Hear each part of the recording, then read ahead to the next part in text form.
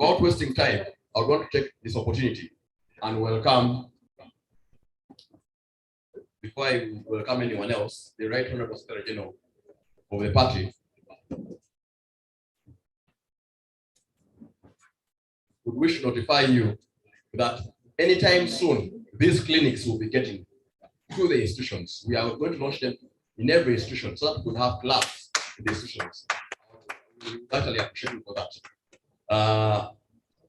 At this juncture, allow me to take the opportunity to welcome none other than the Director of Communications, Honorable Dombo, to invite the guest speaker of the day. Our topic today is bridging the gap between the old and the new, and we are the new. Me and you are the new. Please, let's stay safe, let's sanitize, and keep social distance. Thank you very much. This is the bridge coming to introduce the guests to us.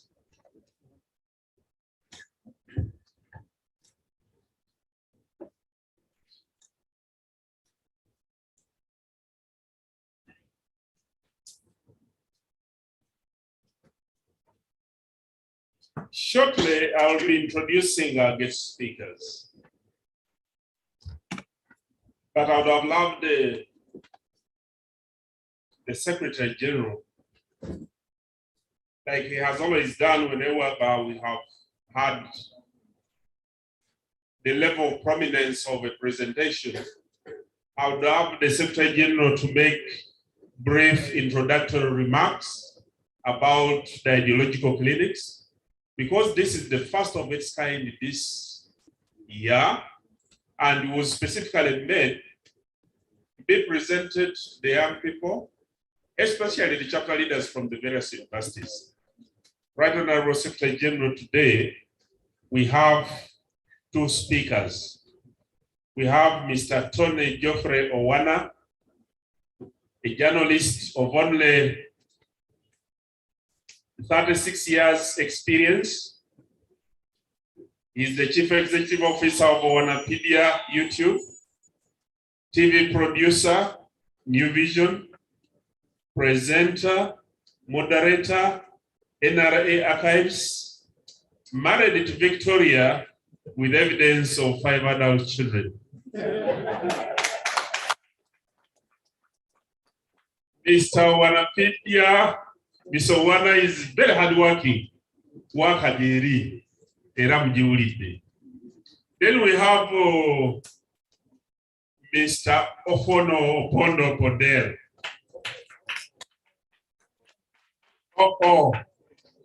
He is a lecturer and military instructor at Chankwanzi from 1988 to 1992.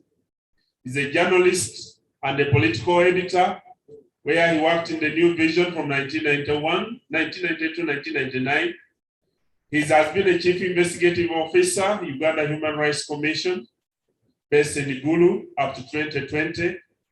He has been Director of Information and Public Relations at the Movement Secretariat, the position I hold.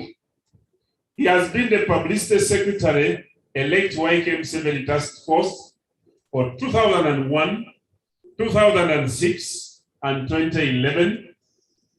He has been NRM spokesperson 2003 up to 2014. Right now, he is the Executive Director of the Media Center and the Government spokesperson. He's also a guest lecturer at the NALI and UPDF training schools. He's also chairman, Uganda Roundtable Foundation, a private think tank. He's a radio talk show panelist at Capital Gun. He's a panelist on various TVs, especially the Frontline. Those are the senior colleagues who are going to be speaking to us tonight. But before we invite them, I want to invite the Secretary General to give meaning why we're here, why he chose this as a method of work, and then we shall invite our presenters. Right now, Secretary General, you're most welcome.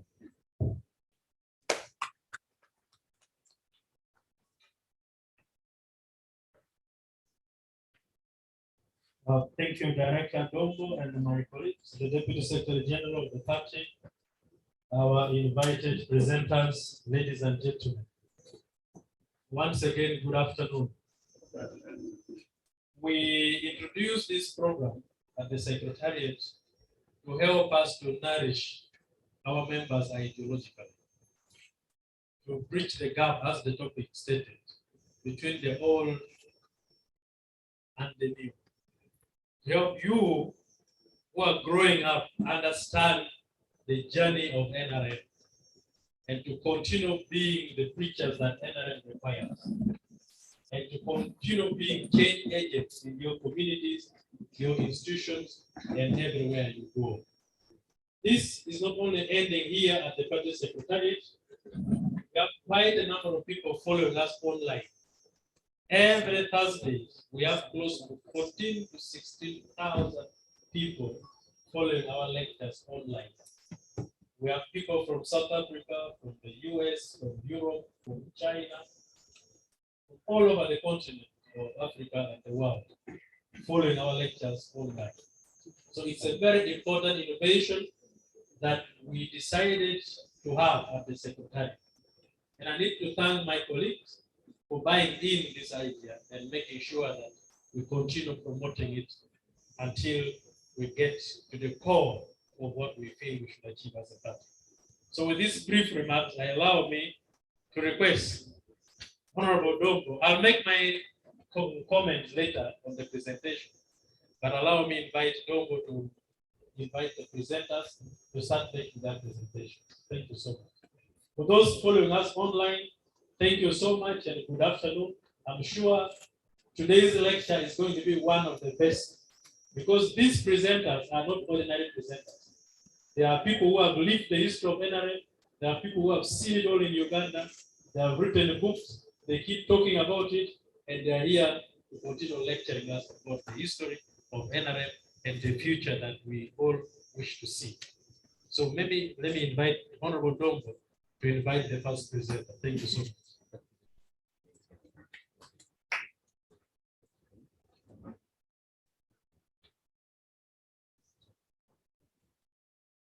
Thank you very much, Right Honorable Secretary General. Like you have already been told, the topic for today is bridging the gap between the old and the new. And the most suited presenter for such a topic is Mr. Tony Owana. And I want to take this opportunity to welcome Mr. Tony Owana to come and launch us through the process. And we shall shortly be advising you on the time frame. And then we shall invite Mr. Oo as the second presenter.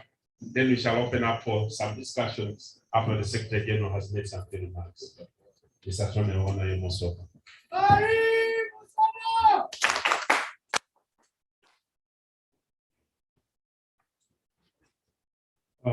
Thank you very much. I usually conduct a small referendum during such events. And since we are all members of the National Resistance Movement, committed to democracy, and since I'm keeping a considerable distance from most of you, since most of you, if not all of you, are masked, I propose that I remove my mask. The eyes? The eyes have it.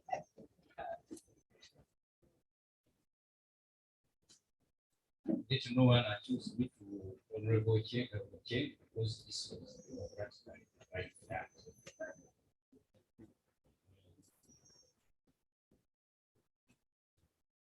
Permit me to thank the leadership of the National Resistance Movement present here, by our Secretary General. Thank you for this wonderful initiative, sir. Usually we say better late than the late. Not than the late, because the late is always dead. So it is better late than the late. I see people here who are half full quarter of my age. And the Honorable Dongo maliciously said that I'm the most suited person. to address this matter because of problems of generation gaps and age limits and what. But I want to assure you from the very beginning, any law that prevents me from speaking to you just because of my age, I'll fight it. Any law that stops you from listening to me because of your age, you better fight it. Biology might eliminate me, but not law. No way. That one I've refused. With your permission, I will introduce. I am running a YouTube channel called Wanapedia, which I want to visit as frequently as you can. Owing to many constraints, it is a two-man unit. Wanapedia is a two-man unit. I am the commanding officer, and my second in command is Herbert Semiano, who is also the other ranks. We are only two. Herbert, where are you? That is Herbert Semiano. His father is the late Corporal Matobu Samuel, who was our soldier from the bush. And I consider that as part of what we are discussing. Look at the age of the person I'm working with. A quarter of my age. Isn't that bridging the gap? Oh, yes. We are bridging the gap.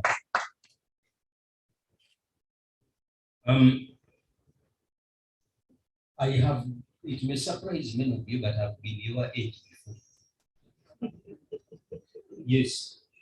All the problems you are going through in your party, the NRM, and where you go outside there, they say you are the people who are eating, and we have also gone through it.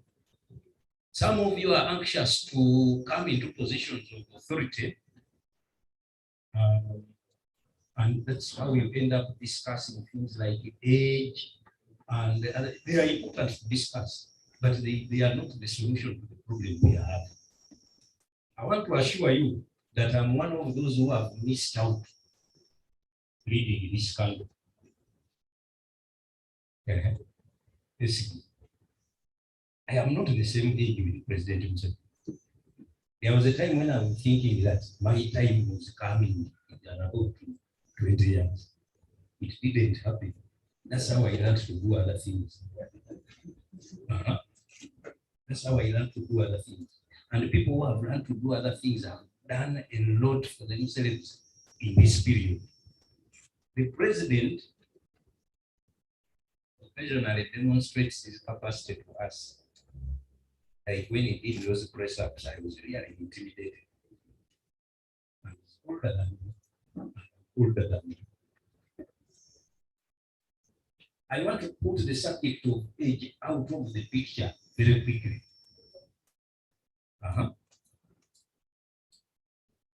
One of our ministers in this government, General Moses, I was in the P4 when he became a minister of provincial administration, what you call local government now. He was a young man of about 34. Yes. Being young is not a recent innovation. Don't deceive yourself.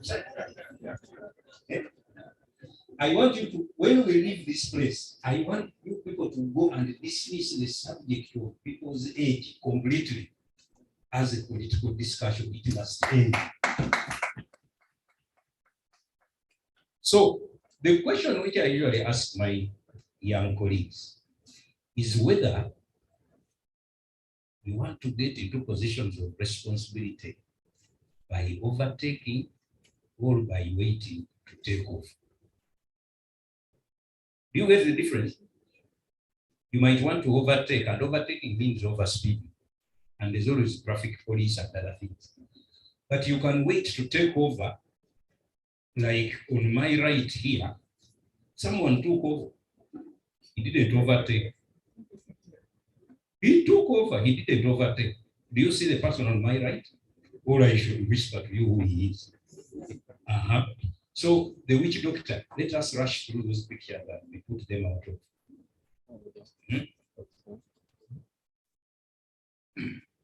There's an announcement there. The first slide is an announcement. Is it there? Not seeing. The witchcraft has refused. No, it's coming up. Well, tomorrow on the 21st, okay, leadership, are the youth just anxious to overtake or ready to take over? You have done enough internship. That means you are ready to take over. Don't overtake. Traffic police will get you. Honorable Secretary General, tomorrow will be 37 years since we lost the first chairman of the National Resistance Movement, former president of Uganda, Yusufu Kirombe. He died in London in 1995. In 1985. And in 1987, this body was brought back here for burial on the 24th of January. But the short speech which President Museveni gave at that time will govern what we are allowed to share here. So I would like the witch doctor to play that next clip and we move on.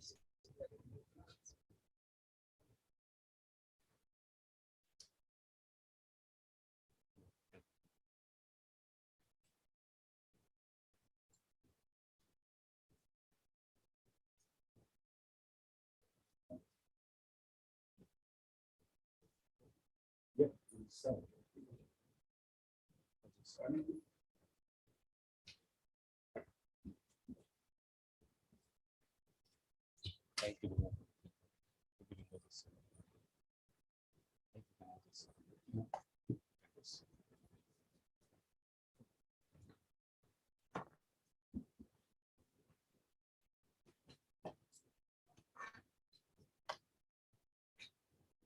You put it.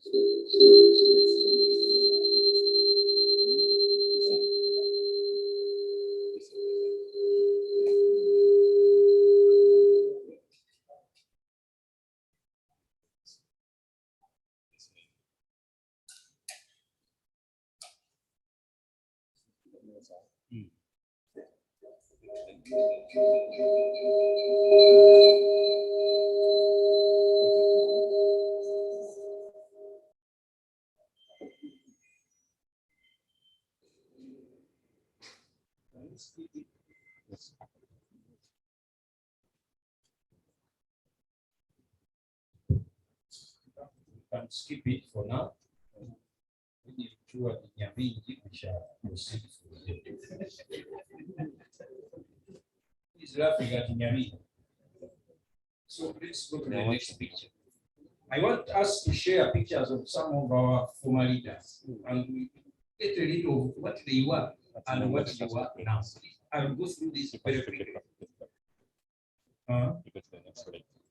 You jump that every not strong.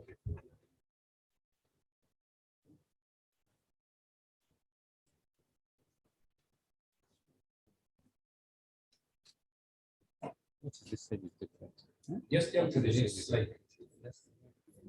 Keep that one. Push this one this side.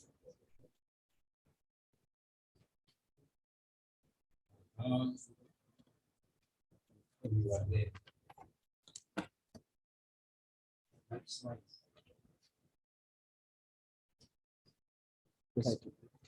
Press it right. You see that man in that picture? You don't.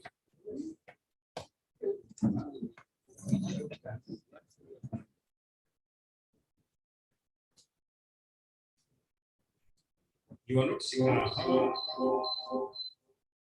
That man there with a bit of hair was our Minister of State for Defense in 1979. And it's called Yoweri Kaguta Museveni. He was about 38. And some of you are 38. Let's move to the next. The man you see there is Yoweri Kaguta Museveni. He was visiting Soroti in July 1979. Next to him is that Gereja. He was not yet 40.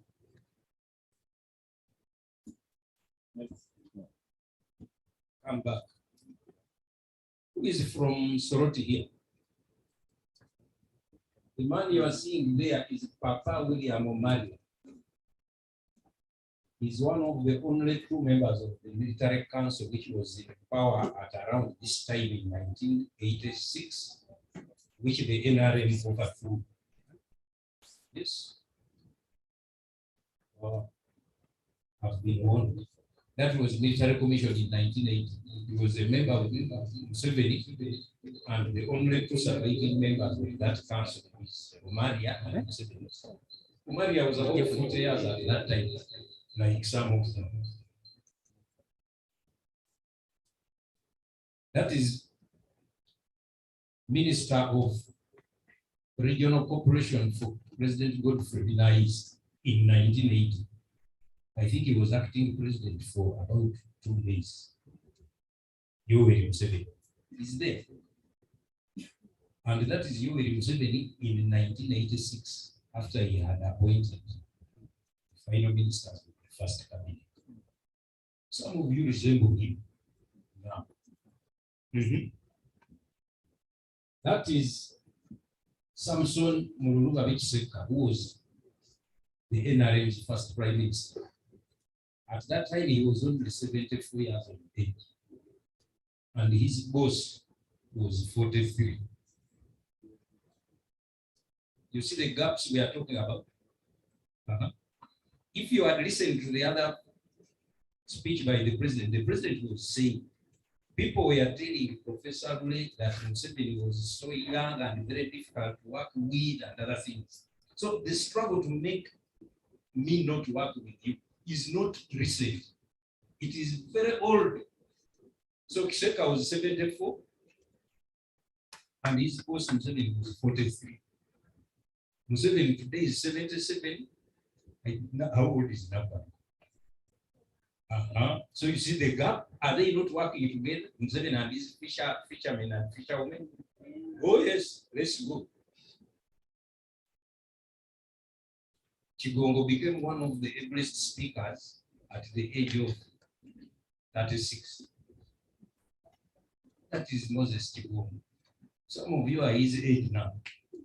So the question you have to ask yourself is, what am I doing right now at my age, which the Chigongos did or didn't?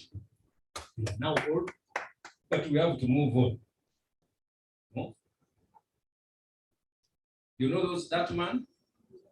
That man, when they captured power this month, he was 26. Who is 26 here? Let me see your hand. 26. When Saleh was 26 years old, he was commanding about 10,000 soldiers. Okay. Yes, he was responsible for 10,000 people. I'm saying he did not get that position by affirmative action. Okay. So it is not about being fair. It is about being ready. As a cadre, you must always be deployed and ready. So age can be an excuse, but it can also be a reason. So Saleh was 26. Who knows that one? Who is from West Nile? That is General Moses Side in 1986. Yes, when he handed over his army to the National Resistance Army in 1986. Maybe you are now saying he's old and not handsome, but he was a hunk. Yes, and none of you is growing younger. I want to warn you. That is General Moses' side. Let's move. You recognize those two? On the right is Army Commander Eric Mwine, he was 34. This time in 1986. Next to him is Julius Chihanda, Brigadier. I don't know how old he is. Those were the people who took charge of this country. They were in their 30s, and you were in your 30s and 20s. So you have very few excuses. That is Matayo Charigonza. I think he was 36 also. Taking the oath. Who knows that one? No. That's not seducer. That is David Tinyefuza. He had not become seducer. That is David Tinyefuza in 1987. He was about 37 at that time, and some your age. And that one?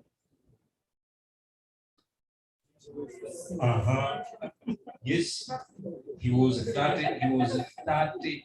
Yeah, that is him when he started the Internal Security Organization. He was not yet 40. And that one?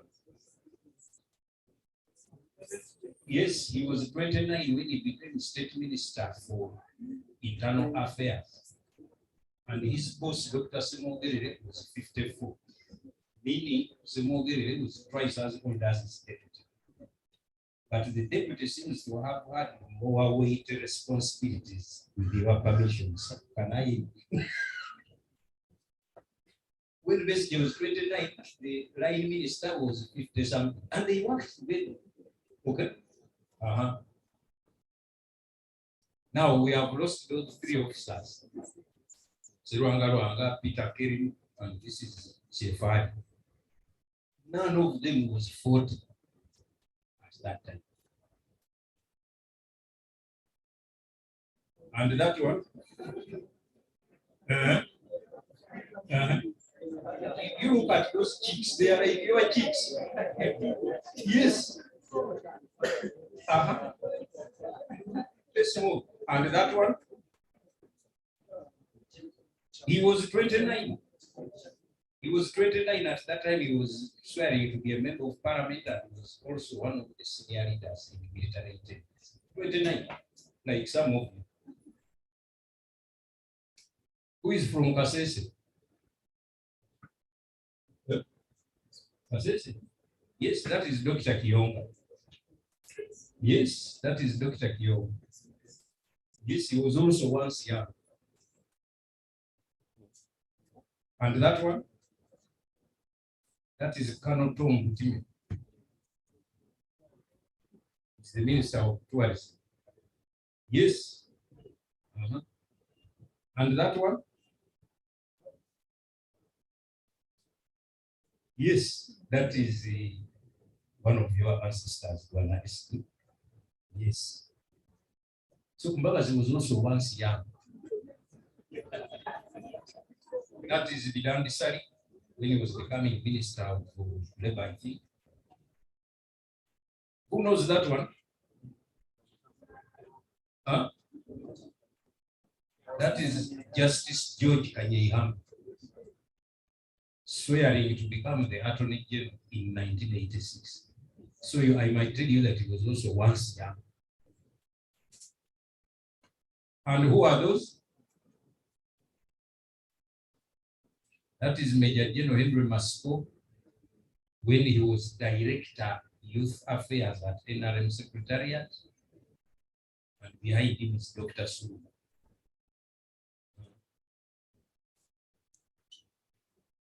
Who recognizes that one? That is Fred Regima. I only bring him because one of our pillars is Pan-Africans. Although it may not sound nice to ears that are more nationalistic than mine, it is interesting that a person we now consider to be a foreigner was once a citizen of this country, a deputy army commander, and the Minister of State for Defense. Right now, his country, some of the ordinary people in his country will speak of the leadership. they are struggling to completely erase the possibility that they once lived here happily. You understand me? It is not good for Pan-Africanism. So for us, some of us have failed to develop the capacity to hate those comrades because we lived and worked with them for a very long time. But their age mates, your age mates there, I see the things they are posting. They said they were here like during the days when the Israelis were in Egypt. Honestly, we have a bit of work there because we cannot afford to have that element. Maybe the leaders might disagree, but let's disorganize them and become friends by force. That is Mama Zizinga. She was only 50. Yes. That is Mama Njuba. She was only 50 also, I think. Janat Mukwaya. Who is that one? Who is that one? That's Betty Rigo. Yes, that is Spain. And who is that one?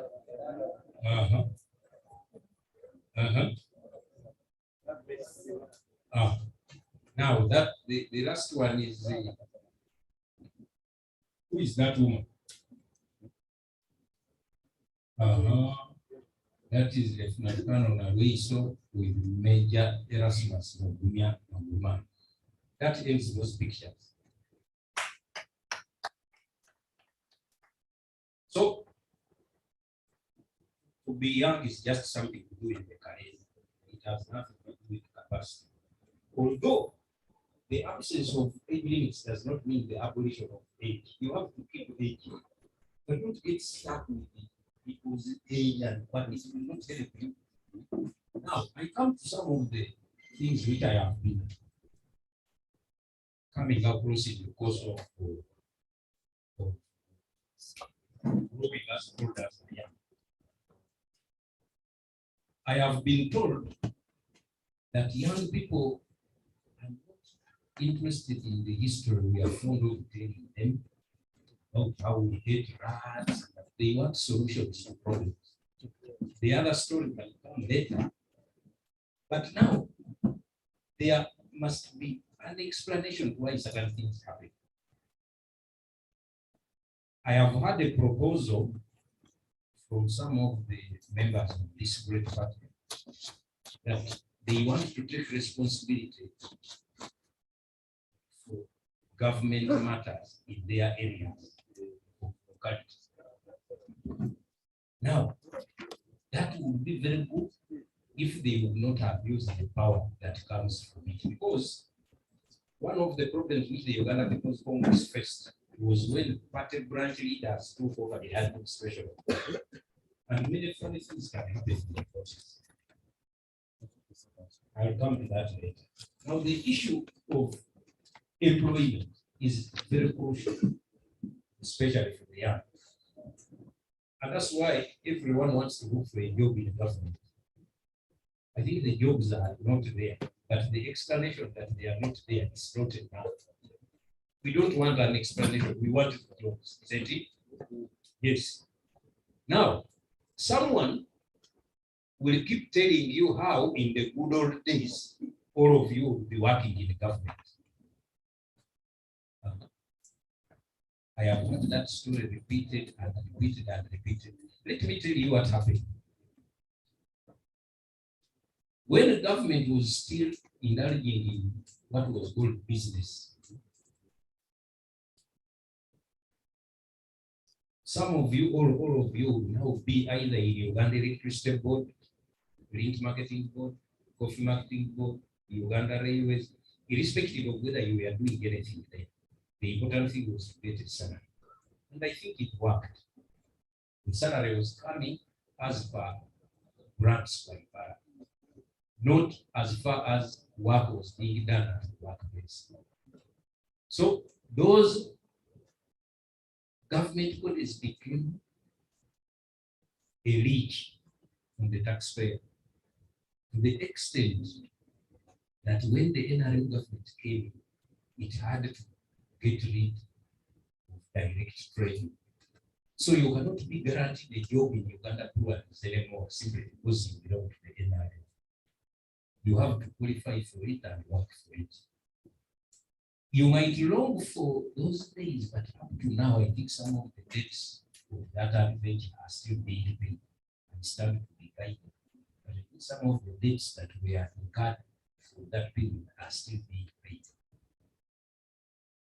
So the story is that privatization is what has made you jobless.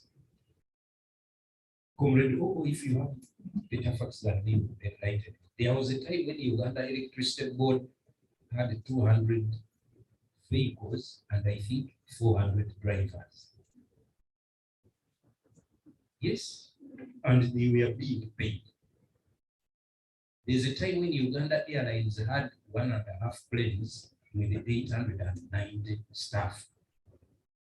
Yes, all of them depending on those 1.5 planes. And you know, life goes on, it is true.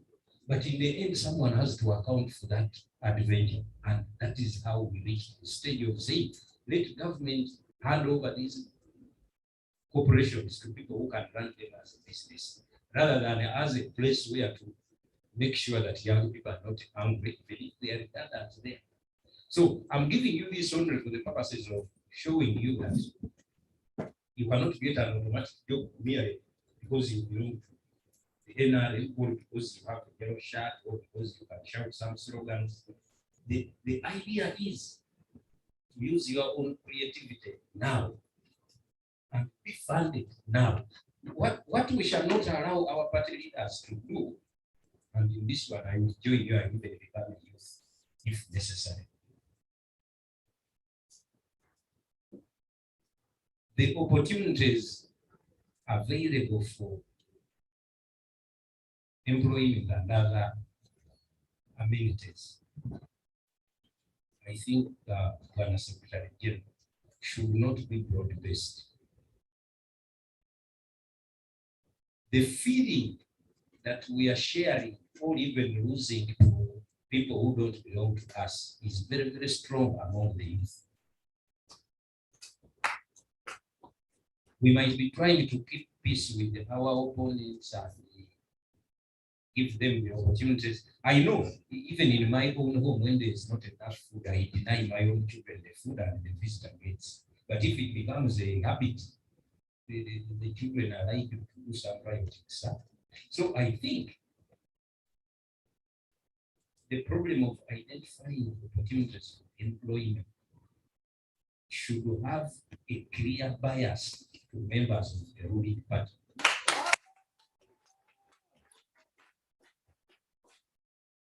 Because I know what insults they face when they go out there and they are told they're running a kid.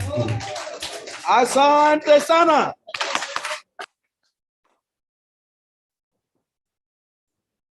Meanwhile, if young people don't make use of the opportunities which the National Research Movement has put down, some of you have become experts at filtering programs like the yoga. You study how they will fail. You don't study how they will work. You become experts at identifying how this one will not do. Why not concentrate on how it will do?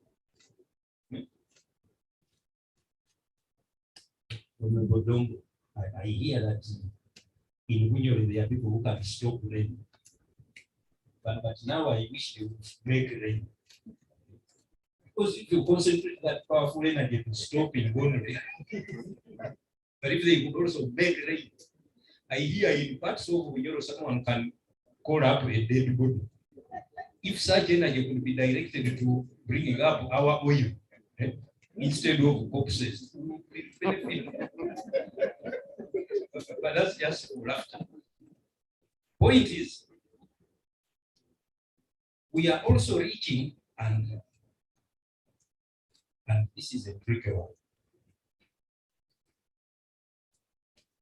In one of you, in your discussions there, where we are not, where you backbite us. Of course, you are discussing things like succession, who is coming, who is going, isn't it? Yes. Yes. So Is any of you cardi? If you look carefully, with the exception of President Museveni and very few, you people are already in power. I want to warn you. Where has Madam Namayanja? Let me tell you, for Honorable Togwong to be the Secretary General of the National Resistance Movement is a very, very fundamental thing.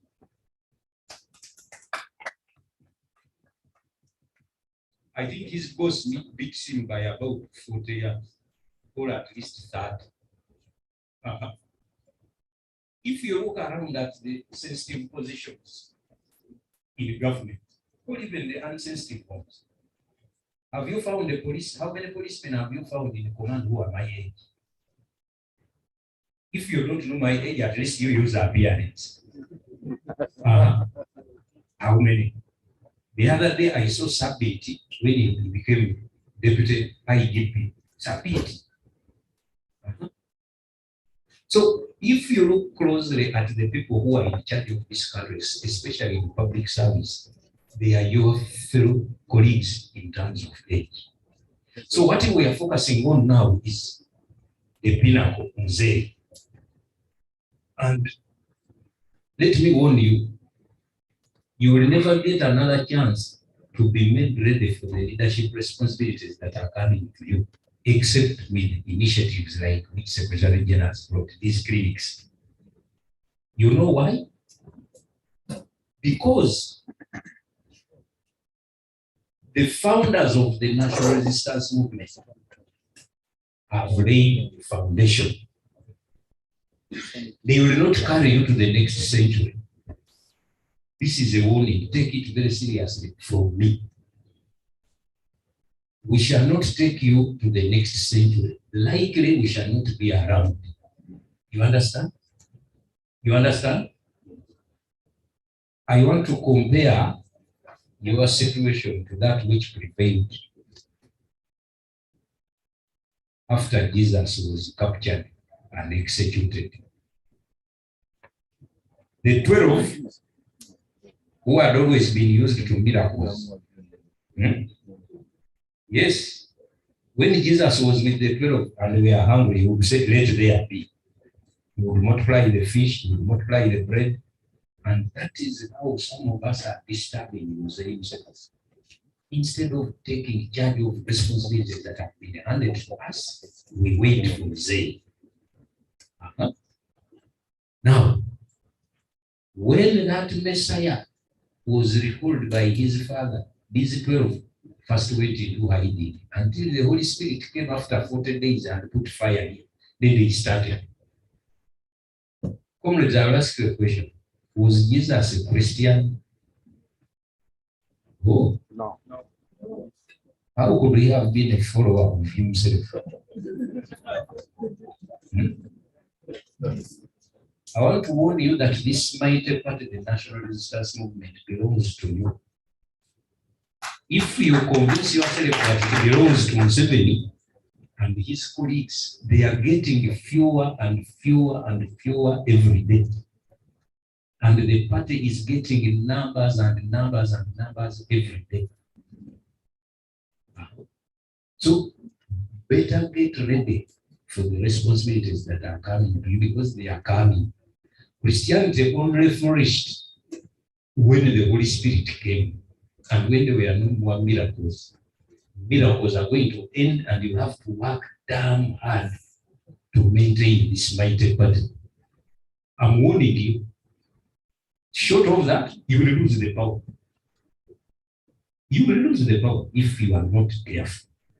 So what do we have to offer?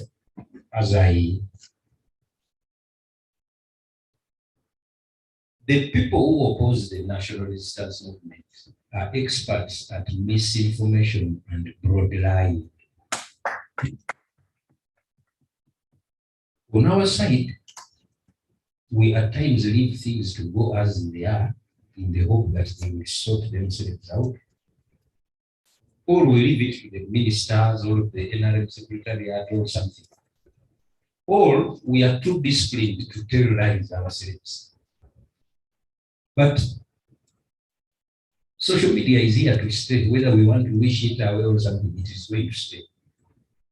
How do we ameliorate the harmful effects of that thing on your party?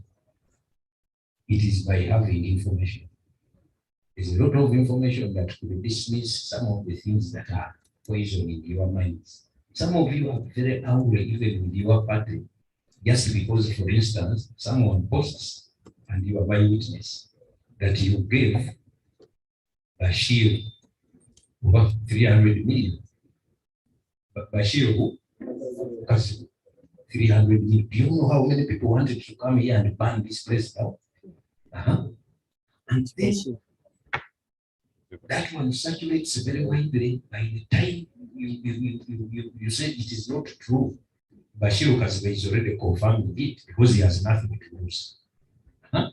So, because of technology, the old laws that used to work to check certain excesses in the media no longer work. So we have to be very proactive in defending this pattern. That's why, for us, we are playing a small part at Wikipedia, which I invite you people to tune into, because there's a bit of information that can help you to offset some of those attacks. Who is from Ginger here? Someone from Ginger or from Kosovo? Bana, have you not heard that before Museveni came, Ginger was an industrial power? And that it failed because Museveni came? You've heard that? Now, if it was true that Ginger was an industrial power, why were we importing everything? The whole of Western Kenya had was with factories designed to manufacture for Uganda, including toilet paper, salt, sugar, soap. Okay. I might tell you that toilet paper was once a luxury. Me, my wedding, my car was decorated with toilet paper. Yes, and I was very powerful. There were 3 colors. Toilet paper. That was powerful. Yes. So if Kenya was an industrial power before Museveni came, why were we importing everything? That is the question.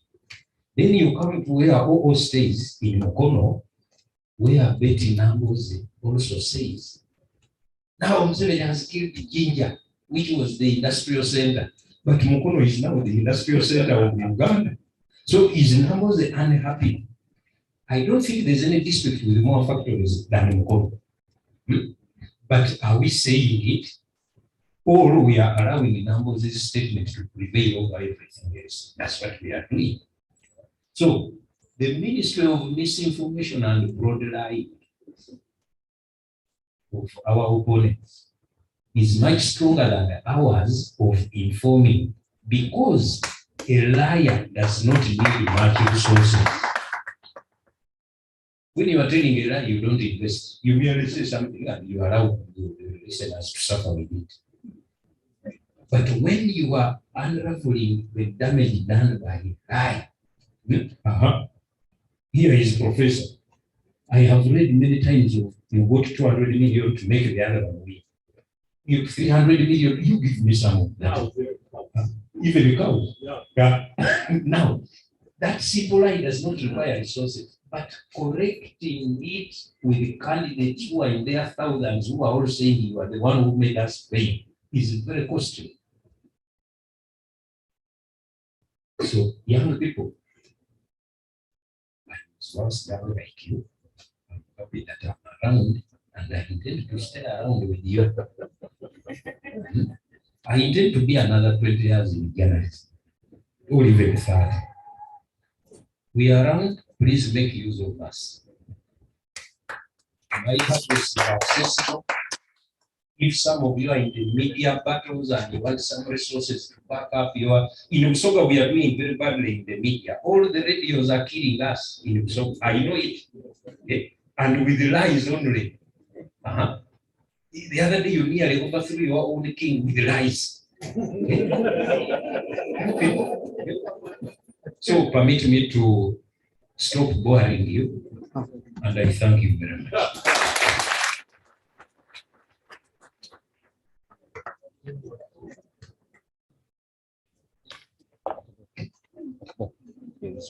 Standing ovation, please.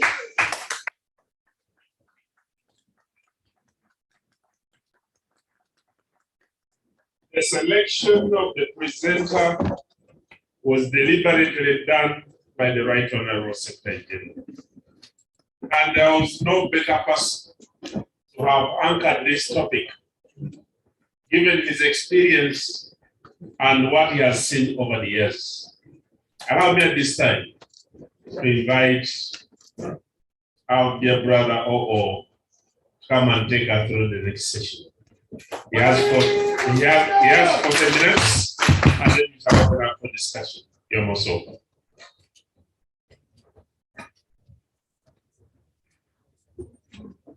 Thank you very much, my brother, Honorable Emmanuel, our Director of Information and Communication at the Secretary of State. Secretary General, Secretary General, permit me also remove my mask. Want to be heard properly, but also for these young people to know me better.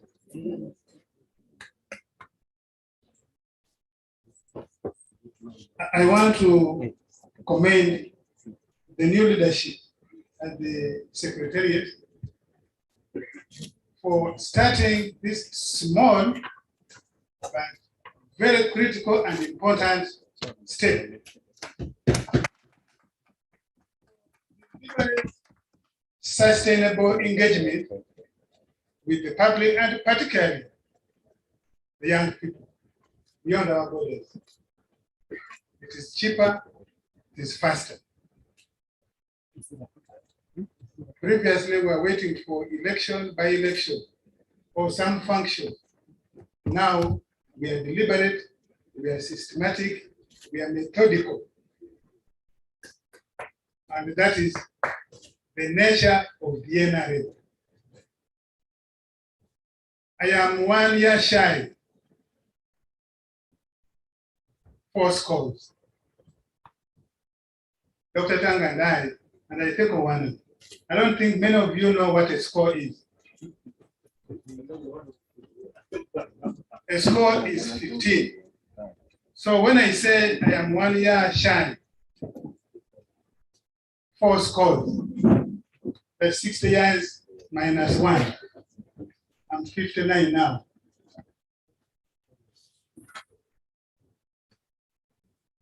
I have done nothing else in my adult life except doing ideological work for the NRM.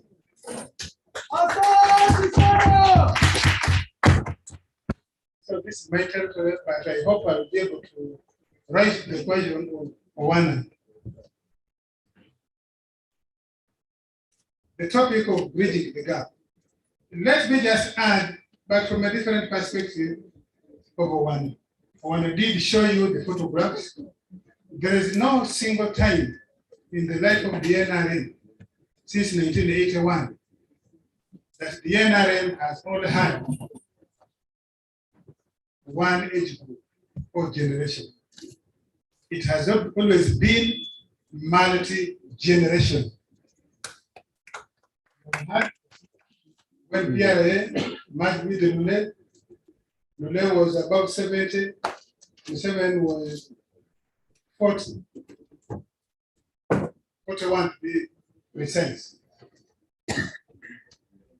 The overwhelming majority of the combatants and political mobilizers were people born around 1958, 1962.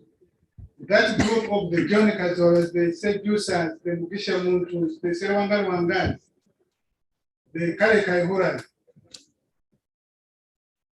all those people lie between 57 and 62. Meaning that at the time they were waging war in the Luero Triangle, 81, 85, They were between 23 and 28. Overwhelming majority of them. So the NRM has always had multi-generational, has always been multi-generational organization.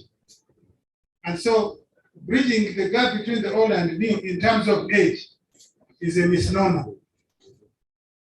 Perhaps bridging the gap between the old and the new could mean people who will want to deliberately bring up to understand, appreciate, and accept the ideological foundation and direction and methods of work of the NRM. In that respect, yes, then you can bridge the gap between the old and the new. But even the old need to keep nourishing. In the old school of Champagne, we used to say, if you say you're a cadre of the NRM or any political organization, and you don't do political work, you are committing a mistake. You are failing yourself, you are failing your party. So the first point, if you want to bridge the gap, is really you to endeavor to understand what the NRM is. The person who mobilized you and brought you here, my brother Okure Waboni, when you look at him, doesn't he look your age? Okure Waboni joined the NRM, I think 16, about 17. Yes, 17. He joined the army. We were with him in the commissariat. He went and he fought in the place when I was talking. Okure deserted our army and went to fight in Rwanda. And after they captured the government there, then he came back. He said, Kazi Emeisha. Then he came back. And I want to associate myself with what we want to say. We should not allow, because of the principles of the NRM, the leaders can quarrel. The peoples of Africa, particularly we, the peoples who are neighbors, should not. So, to bridge the gap, you must remove the laziness that has crept not just among the young people in Uganda and the followers of the NRM, but even the leadership in the NRM. One of the reasons the media space has been left and space of public discourse generally has been left to hostile posture, hostile propaganda, false propaganda, is because the leadership of the NRM, the membership of the NRM,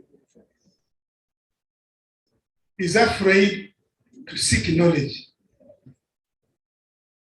Seek knowledge. To seek knowledge, you must be humble, you must exercise humility. Many of you, because you are in the university, you don't want to admit that there are things you don't know. Many of our people, once they're elected into parliament, into councils, it is very difficult for a member of parliament, especially the one belonging to NRM, to confess that there are things they don't know. You can hear the way they speak in parliament. Now, if you are arrogant or you are afraid to confess to somebody else that there are things that you don't know, how then can you get knowledge? How then can you get knowledge? And when you are cornered, then you will run away.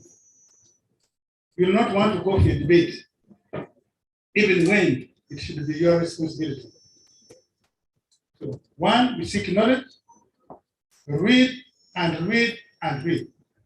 Research and research, and there's nothing that you should know, that should be beyond your appetite to read, whether it is physics, it is economics, it is politics, it is religion, it's everything, read everything. If you listen to that man, Okure, you may think he's a professor from Harvard, from whatever subject he's talking about.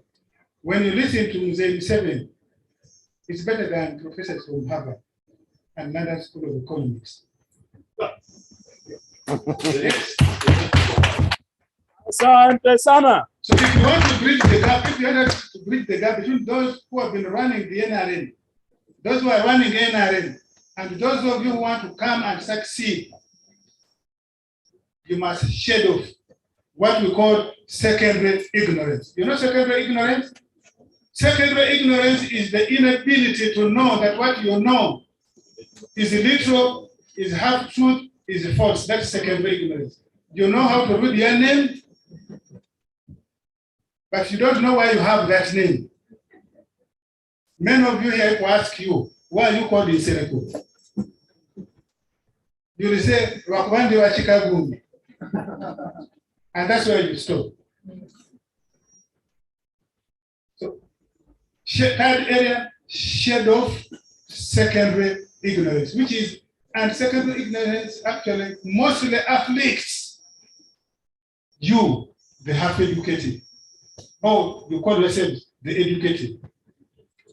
And it is even worse, it's compounded if you have political power like now.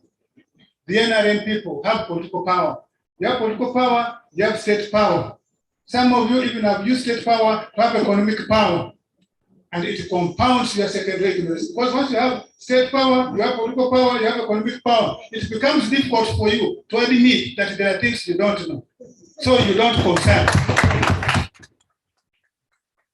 When you see the way NRM runs things, particularly in government, don't you see a level of lack of coordination? Lack of information. A minister stands on the floor of parliament and say, is this actually the minister of this docket? Is this the RDC? So when they are cornered by the small group of opposition in parliament, the following day the minister will not stand up. If you cannot convince members of parliament who are only 500, you cannot persuade them when you're the minister, how can you bridge the gap with the 30 million youthful Ugandans?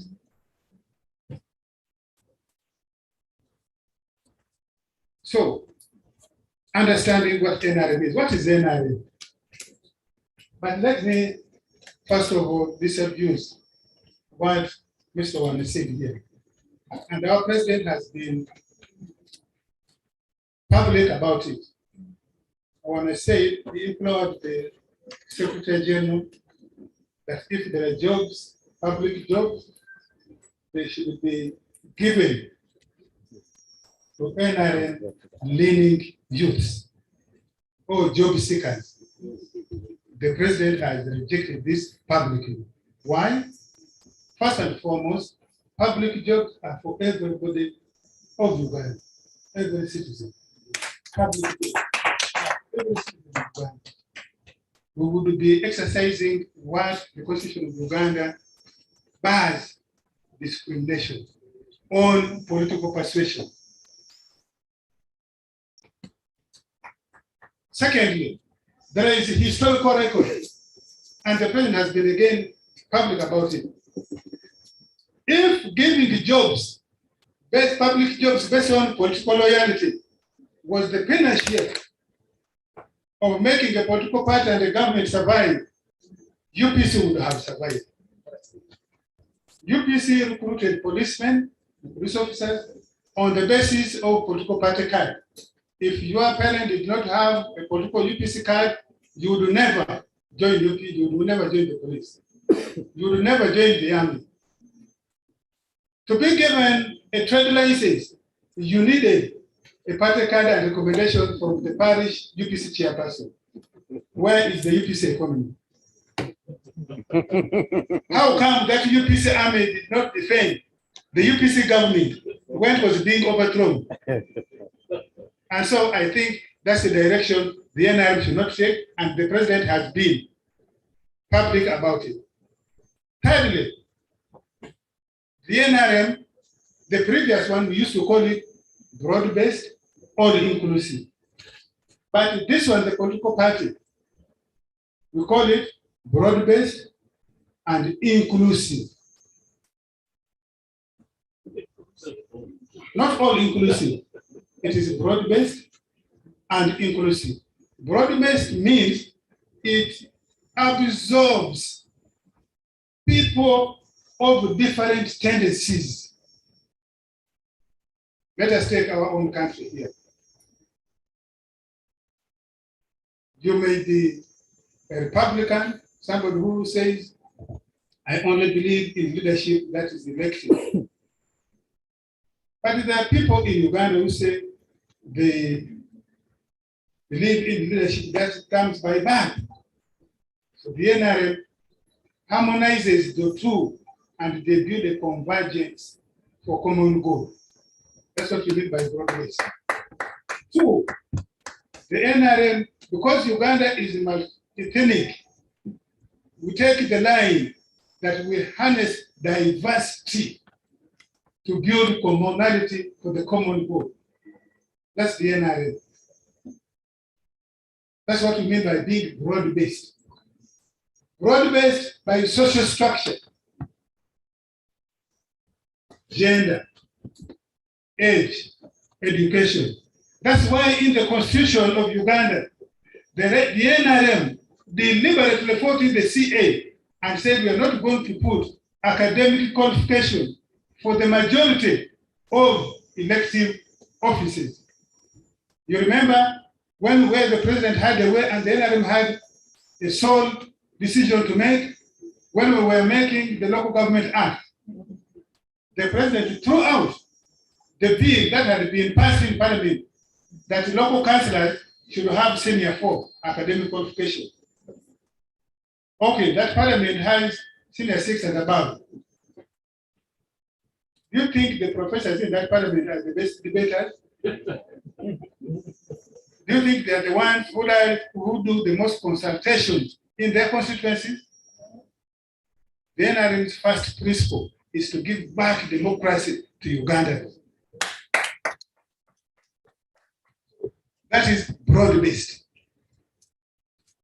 And that broad-basedness is what has made the NRM run this marathon now of 40 years, 41 years now.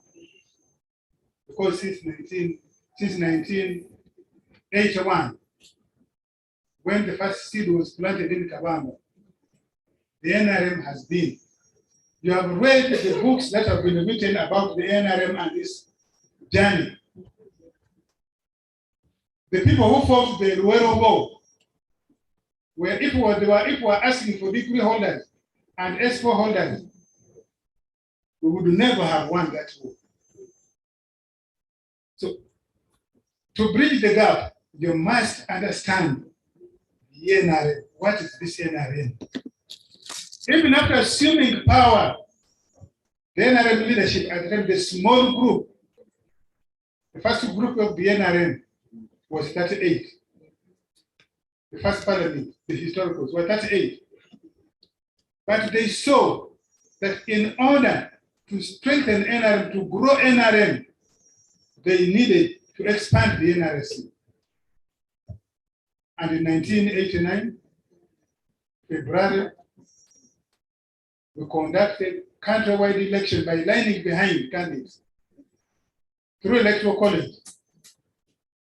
And we expanded the NRC from 38 members. We added another 173 based on counties and municipalities of the day. By practice today, you must understand this, by practice today, the leadership of the NRM has been able to harness people who were previously opposed to the NRM. That's we are bridging the gap between the old and the new. Otherwise, why would Award be my minister? Why would Ben come here, be my minister and the inspector of government when Ofon was here? So you must understand, if you want to bridge the gap between you and others, you must understand how the NRM has been building. If you are imbued, you have imbibed this NRM ideology and methods of work, then you will find it very easy when you are not appointed NRDC because you have been shouting on the radios, and somebody else who has been abusing you on the radio is the one who's made NRDC, because by doing so, we are reducing areas of confrontation, areas of spending energy, particularly negative energy. You can concentrate on other things. So you must, first of all, look for knowledge, research. 2, master what the NRM stands for. 3, master NRM's methods of work. If you understand NRM's methods of work, then you will not be persuaded to join unprincipled areas of conflict. Today, the NRM is bleeding because we are spending so much energy on unprincipled conflicts. So Duong Richard, our Right Honorable Secretary General, was saying the other day in Sironko that when you see somebody bring his daughter, you are the chairman of the NRM, we are having a competitive election, and you are bringing your daughter in that area, knowing very well that it's causing conflict. That's what we call unprincipled conflict. We are in that area in Sironko, we have left the main fight, because our main battle there should be to reduce the impact of the opposition, particularly FDC. But we are in the war of attrition within the NRM. Bridging the gap, the 4th platform, I think, since we are the ones in government, who have been in government, next week we are making 36 years. Ugandans have given us all the instruments that we need to run the country. They have elected us, they have given us legitimacy, they have given us the laws, they have given us the numbers. There's now nothing in Uganda that NRM cannot do. By a sheer majority in parliament, the NRM can now pass a law and say women can marry fellow women and men can marry fellow men. Yes, today. We have a huge number in parliament. And therefore, to bridge that gap, what are the issues today if I want to speak about the young people? The 36 years of the NRM has brought a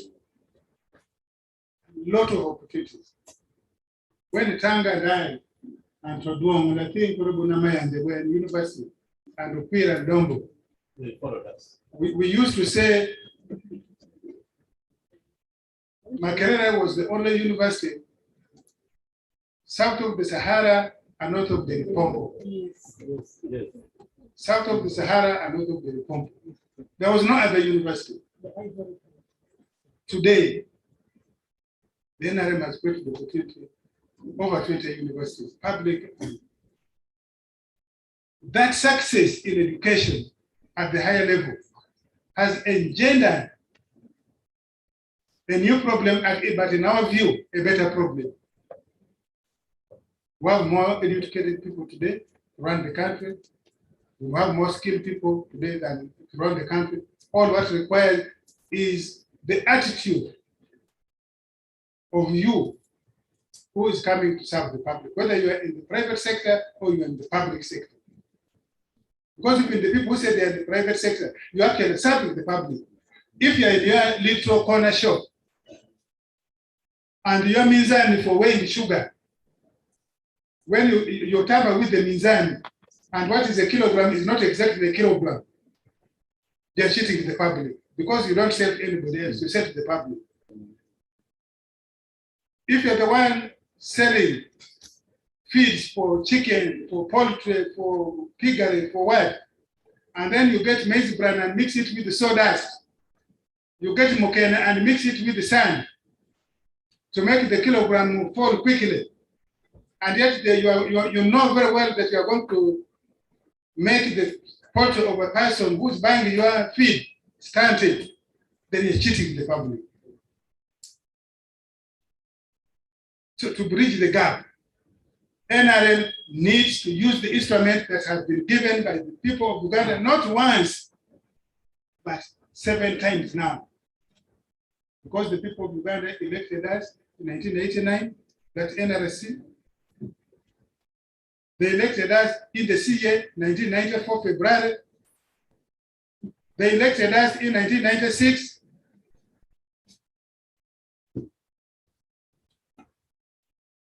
(2001), 2006, 2011, 2016, 2021, actually 8 times. 8 times for Parliament and for CA, 8 times. So we have no excuse for not bridging the gap by applying the instruments the people of Uganda gave us, which are the laws and the resources through the budget process of government. All these anger, which we saw in the last election, which we saw in the by-election in Kayunga, where people are saying there are no opportunities, is as a result of internal malfeasance within the NRM. And therefore, because we are not applying those tools properly, we are failing to bridge the gap between the young people who are looking for jobs, people who are looking for opportunities legitimately. Because this economy has been expanded to cater for all categories of people, educated and uneducated. It is the leadership of the NRM, particularly the ones in the party and in the government, that are failing to deliver public service and opportunities, adequate opportunities for Uganda. And therefore, however much you talk the politics, even if today, let us take the line of Mr. Wana, that will give jobs to NRM young people. If NRM young people who are looking for jobs every year are only 3 million, and we are unable to produce even 500,000 jobs every year, those NRM young people will actually stone you. Because nobody takes politics back home to eat. And therefore, to bridge the gap, we must do what the president has been speaking about every day. How can we support Uganda to create personal wealth, family wealth, community wealth, and national wealth? Because it is from the national wealth that we can deliver equitable, sufficient, and quality public service in education, in health, in transportation, in ICT, in water. Our policy as NRM has been that we deal with things that affect the majority. That's why we stated primary health care. How come after 36 years, our primary health care is not as good? The people who are complaining the most are the people in the rural areas. As this election has shown us, there's no more place for NRM to hide. You used to say your support is in the villages. Now the villages are rejecting you. So you have nowhere to hide. How can it be that NRM, which stands for transformation, every place you create as a small town becomes a hostile ground because you have raised expectations which you are failing to meet? How can everybody who has gone to school through UPE, USE, you have immunized them, they can now live beyond 5 years of age, they become hostile to you? You are not applying the instrument of state, which the public has given you through a vote, to bridge the gap, to meet those expectations.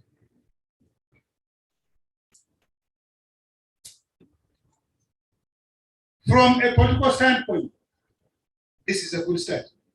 I want to recommend, since we are speaking today largely to university leaders, along with the way NRM introduced bad manners in its politics, the politics of soft money, the politics of soft money. It was started by our leaders.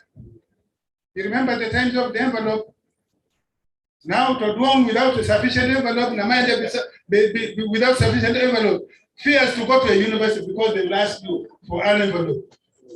So we must remove that Secretary General and Deputy Secretary General. We must remove the envelope from our mobilization because it has become counterproductive. Opono, who's the director of Secretary of Media Center, I've sent him to Makerere, is also asking for transport. How? One of the reasons Honorable Namaya has been with me, we have been with her in the Ministry of Information. After 7, you cannot find an NRM MP. One, they will ask you for transport.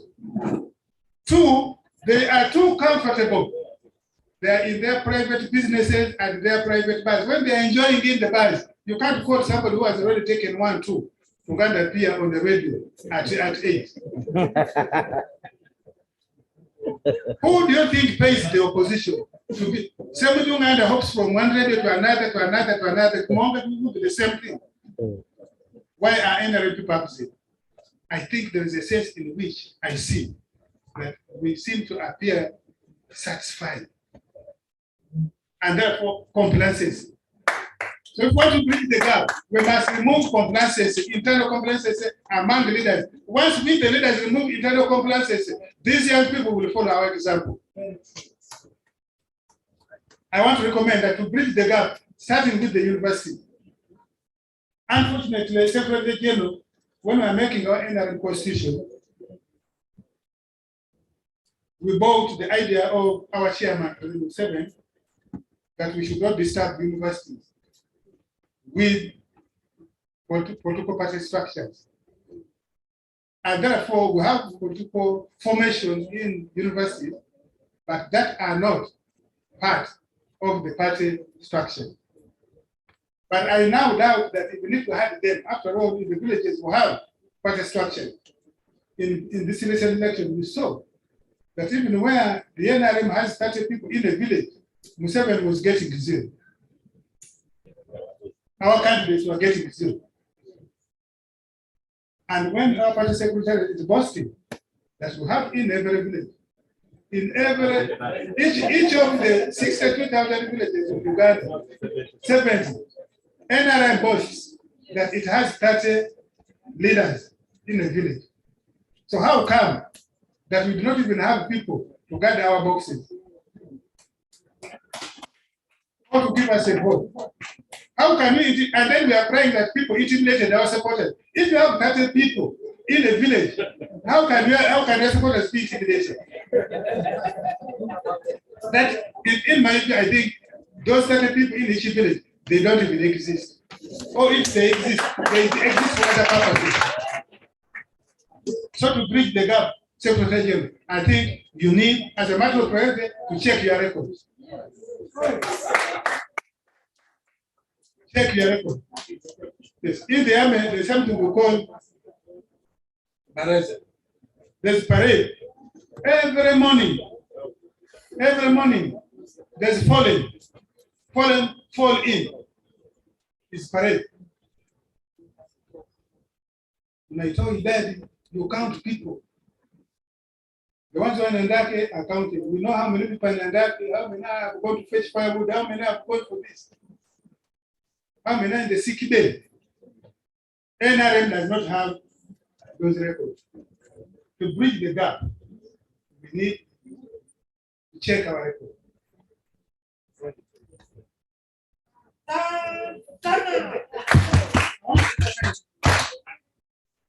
That in absence of the NRM party structures, Honorable Secretary General, you are not recruited through a party structure. they are recruited through discussion groups. Can we have as many discussion groups? Let me take Macquarie University that I know very well. Can we have discussion group of Mary Stewart? Can we have a discussion group of Livingstone, of Lumumba, of Sibirwa, of Mitchell, of University, of CCE, of Kabanyoro, of Galloway? And then the discussion groups meet at the apex. And we replicate that in other institutions of higher learning to bridge the gap. I think it is also time that we can start young NRM corps. Not corps as in dead people, CORPS, like Peace Corps, or young NRM, like Boy Scouts, to bridge the gap. Now that we have allied UNSA leadership and some university leadership that are NRM, can we cascade to head prefects? Perhaps we don't call them NRM. We can not create problems. We can give a different name, but because after all, Okwiri used to say, form or content. We can give it a different name when it does the work of the NRM. So that we have head prefects of secondary schools, assuming there are 1,000 secondary schools, and we have only 500 head prefects who are from NRM families, for example. We begin with those as a starting point. Ideally, every head prefect should be able to transit to the next level of tertiary education. You then cultivate. Once freshers walk into a university, you have a nucleus of head people who are previously head, who have been in the previous head prefects, joining university as freshers, and begin cultivating the leadership of NRM among them. It seems to me we don't take interest at all as NRM in the people who are joining university. We wait for people to start expressing interest in their second year, in the second semester, when university is called for nomination for guild election. Then we wait for people to mushroom. Now you are looking for people who are mushrooming. You don't actually know why they are mushrooming. There's no deliberate effort. So I think I recommend that once we consolidate this group, maybe in the next 1 year or two, the next cycle of entering university, we must deliberately target head prefects of HSC schools who are going to university. That's one way we can bridge the gap. If we successfully deliver our public service, the manifesto of the NRM on roads, on quality education, on quality health care, on quality water, on quality ICT, on all these programs of Enyoga and so on, in my view, we will be bridging the gap on the matter and grade issues that many people feel dejected about against NRM. At that point, in my view, our politics will be easier. It is inexcusable that after 36 years, there's almost now no distinction between the NRM and the UPC government in terms of public anger on the unfulfilled promises and expectations. Every corner of the country you go to, every section of the country you go to, you reach, there's anger against the NRM leadership. There's anger against the NRM leadership. And I think all those things combined requires our collective effort as NRM leaders at the party and NRM leaders in the government. Unfortunately, in my view, there is no serious, methodical, sustained engagement between the different tiers of leaders. I had suggested in the last parliament, sir, that I think we need to break our caucus, parliamentary caucus. Honorable Namanja has been severally acting as chief whip. That caucus is too big. NRM has 350 something members of parliament. It is not possible that if you call those people at the end of the month, even if the monthly meetings were regular, that you can have exhaustive internal consultation. And therefore, you get disagreement. How will you convince these young people that NRM is doing things correctly when your members of parliament who have attended the caucus meeting are disagreeing with you on the floor parliament? How will you I have given in the last parliament, my Honorable Secretary General, that I think we need to break our caucus in a similar fashion like we have committees of parliament, like something. That when a matter it comes up, that committee studies it in detail before it goes the main caucus for giving it stamp of approval. The other way,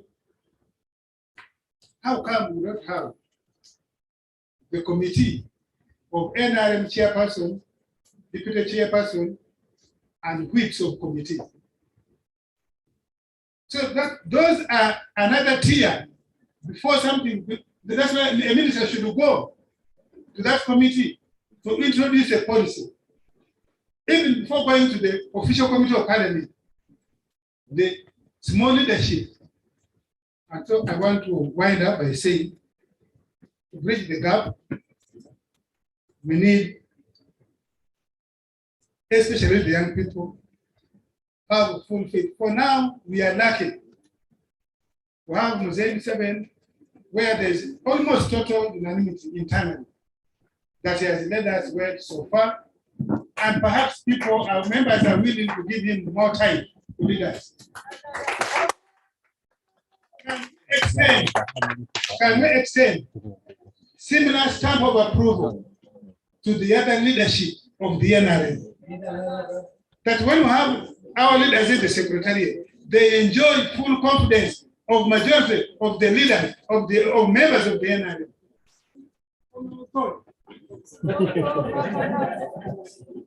When we have SEC,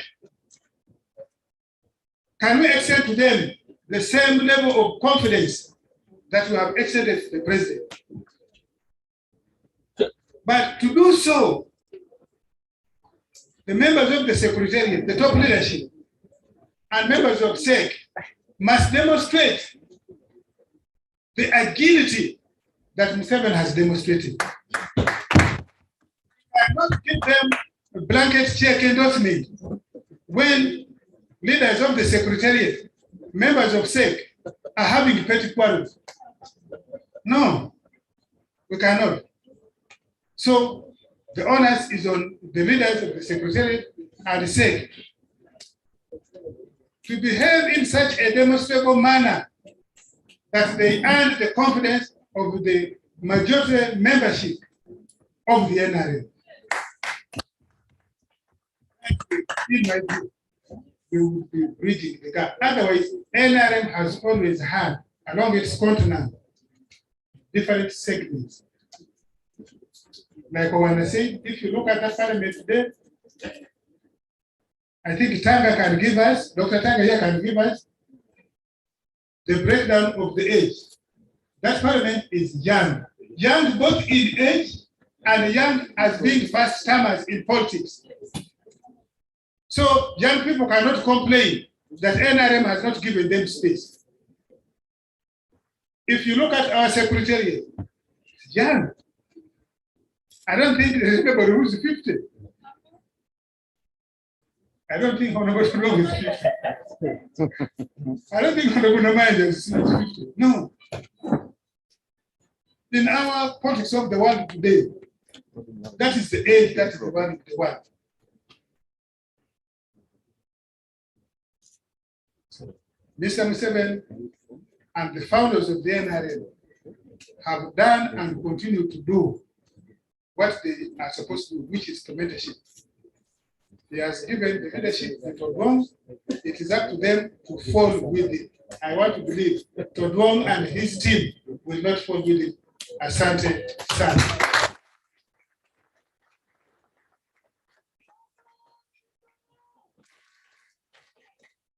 Ongeza tena.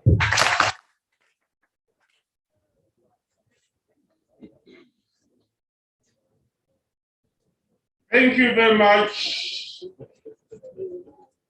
Bwana Oo. Those are two versions about bridging the gap. We have heard from Bwana Wana, and you have heard from the director, Bwana Oo. We have about 30 minutes, and we're going like this. We're going to have 3 people asking specific questions. I'll give one in the front, one lady, and a gentleman. Basically, because of time, and we have already had discussion, we need to get the final responses if there is any, so that the Secretary General can give his remarks, and then he concludes the meeting today. I'll therefore take the first question. The lady behind you. Microphone.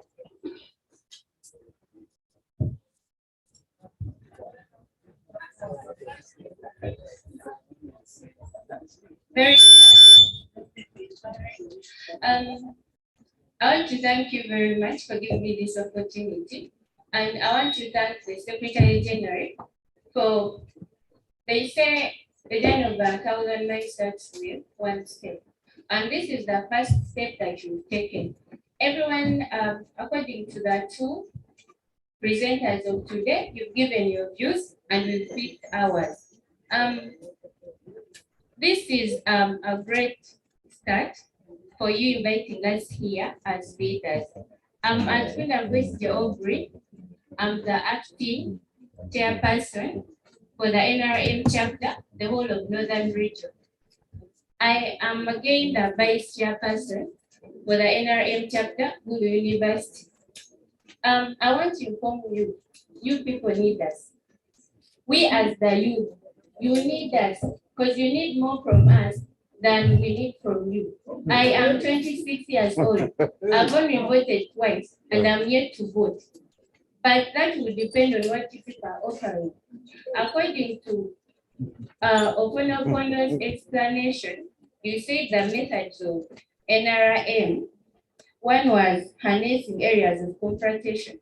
I don't know if it's my level of understanding that I took the wrong perception, but from what you explained, it is very wrong. It's very, very wrong. And I want to prove my point. One, I'm a farmer by profession.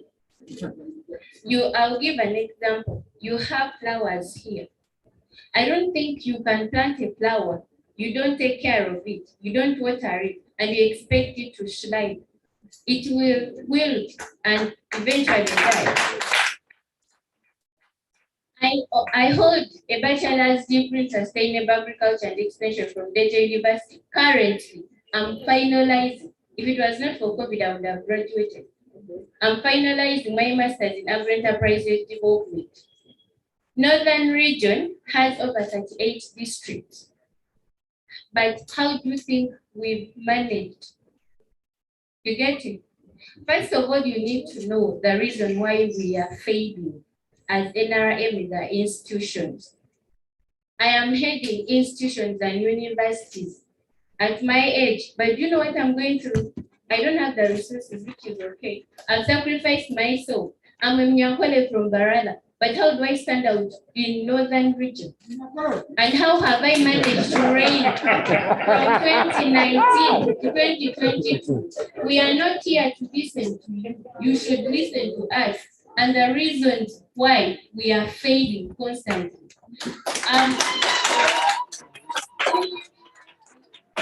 Good University started in 2001, but we've only had 3 guild presidents that are from NRM.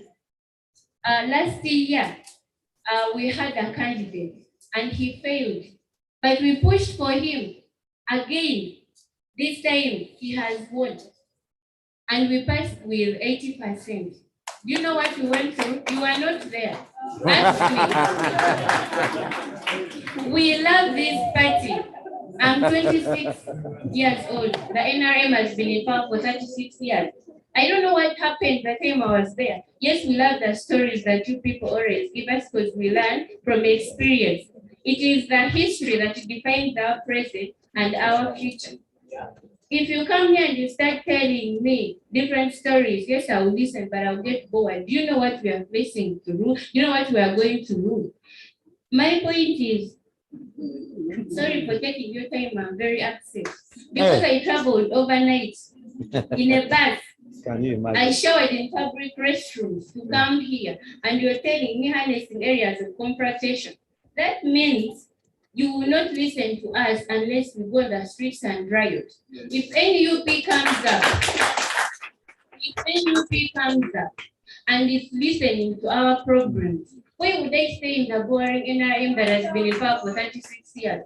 You cannot tell me just because someone has the power to stand on radio and become abusive, you will come them to do what? To be rewarded. To harness those areas of confrontation. Yet me as Kunda, who has been there serving, do you know what I'm supposed to do today? So if I manage to sacrifice my, yes, I know time because I sacrifice my time. Listen to my points. If I manage to sacrifice my time, I'm doing research and finalizing, I come here, okay, and dedicate myself to serve this ruling party because I love NRM, I'm yellow throughout. And you will tell me if someone comes up, okay, because they are opposing, and you give them a platform, you give them what you want. That's very wrong. Very wrong offense.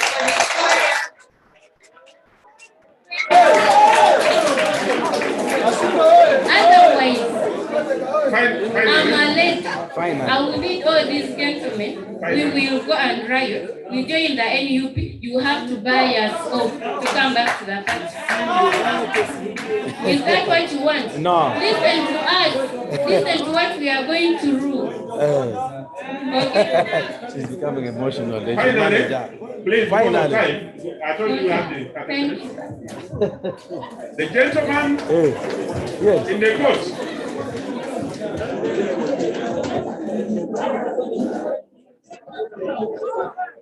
Can you be brief and go straight to the question? Thank you so much. I am Alex Mugabe from Bishop Stuart University. I'm so glad to be here to be part of this meeting.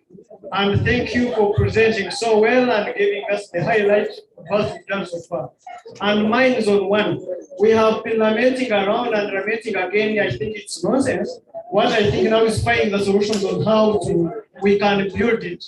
I think we should build our political blocks across the regions. Because what we are facing, even though we come here and quarrel, it won't help us. We need to get the source where we can go and it is reachable so that we can get our problem solved so soon than coming here and waiting for it. Thank you so much.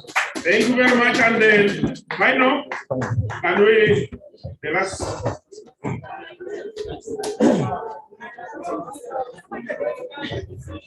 We are online and we have some responses. One break for you, which have come online. Of our online participants, please. Orema Robinson, the most popular social media propaganda from northern Uganda. I would have raised the point my sister Lakunda raised, but she made it so elaborate, I will not go back to it. So I will go straight to talk about production. I think our problem as a country, we lack priorities. They are discussants. From University of Cologne, our problem as a country is with regards to production and priorities. Because it looks like everybody is looking at politics as a way to earn a living. Because you look at every politician driving a V8, driving a Volkswagen and etc., owning mansions. I had a very brief experience in Europe for 3 years. Politics is not the core of living. It took me 3 years to learn how to pronounce the German president, Mikila Angelica, because you wouldn't even see her making policies. So I would propose that leaders of the party, let's get down. We try to enhance production, empower the youth, give them capital, give them employment, let them be in productive activities. They will not even disturb you anywhere else. Thank you very much. And then finally, we have a comment from the ghetto. At the instruction of the Right Honorable Secretary General, as guests of the Secretary General. Thank you very much. Good evening, NRM members. Good evening, NRM. You look strengthless. I'm called Namakanda Christine. I have very few remarks about what your student guys have spoken about. And I want also to give my view about it. I am blessed to have the two old men in the home. I call it a home because we're all right. Yes. And I am 32 years of age. I am very sincere because I needed to shout it out to me. I graduated at the age of 21 years in the Ghana Christian University at Mukono. I went to UMI, a postgraduate diploma in 2000. When I was 24 years, I have never worked anywhere. And it looks very unsad, but you have to learn from the experience. The reason why they say that a job experience 2 years, it's what you perfect yourself with. How ready you are. The old bridged the gap. I was very amazed with the first statement. The first speaker spoke something about this. He said that we don't overtake. We should take over. If we don't take, if you overtake, that's where we're going. Looking at leadership, NRM is very important. I want to mention this, but it's on my bottom of my heart. I don't want to know whether you're NRM or not, but I want us to look at how important you are to the nation, whether you're employed or unemployed. I came from a clan where I'm the only girl with a degree, with the diploma. And in that family, nobody has ever allowed to grow up and become rich. That witchcraft is part of the living. So how are you going to be treated in that living? You mentioned it, where the dead, why do you use a lot of energy to raise the dead? Instead of giving us oil and everything. So let me go straight to the point, please. Christine calls herself a good woman. I came through the university. I have grown up paying school fees for myself, and I'm happy. I am born of an old man of 90 years. I am among the first and the last ones. And why should I disturb the man of 90 years? Yet I can work very hard and make my old man secure. I work for him. I bring food on the table while I'm also studying. So hustling, anything you can bring food on the table must not come from the street line, but you must work out. So life is not full of what you think you can be. Life is all about ups and downs, the way the pandemic was, but you'll see this nation constantly coming up. And you'll find out the reason why the government has done that. So as a reason, I can also say the government has done much better than that. We should also relax. But I want us to respect the topic, bridging the gap between old and young. He said, do not overtake. I work in a bus company whereby overtaking the traffic officer will give you a penalty of 200,000 in 1 second. And whenever you overtake, there are cameras. It becomes irrelevant if you overtake. Can we take over?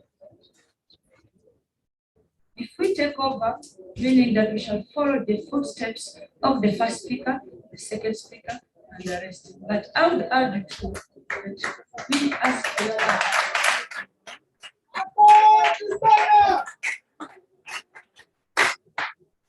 My first speaker, I want to tell you, my dear sweetheart, that in the ghetto, we had very serious opposition. Serious one, that people's life, my brothers and sisters have seen those boys putting on yellow, being broken. But it's love. When you love something, you never abandon it. You never live by it. You never forsake it. If you love NRM as you, I love NRM as you. There's nothing I need. What I need is a blessing. Footsteps of the old. And with that notice, I am still looking for that. Thank you very much. Good evening. Good evening, House. I want to address a gentleman who said Ghetto Z. Now, I went to school, I went to Jambogo University, I graduated in 2018, Bachelor's of Accounting and Finance, School of Management and Entrepreneurship. It's called SAM. So, how are you, Jambogo people? Yes. Now, I want to address that guy you said ghetto something, see? That's not right. Every time you say ghetto Z for you, maybe you say ghetto Z by your word, another person will say it by a spoon. You stand up and say, and then the spoon will follow you. Learn to become, learn to listen, learn to respect opinion. The lady from Gulu University, you're 26 and 26. You're 26 and 26. Let's not sit down and say the government is paying off more people because they have made noise. That's not the reason. I had Mr. O say, okay, we should stop paying people. Then someone also stated it among someone from Gulu University saying, you keep on paying off people. First of all, challenges change. The challenges of 86 are not the challenges of 2022.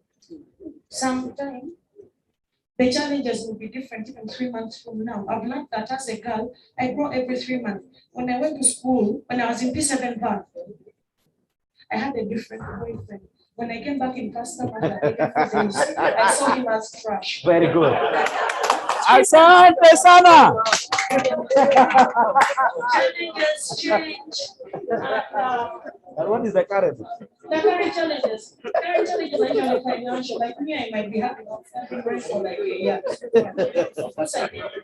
So to wrap it up, I am suggesting, yes, the government could invest.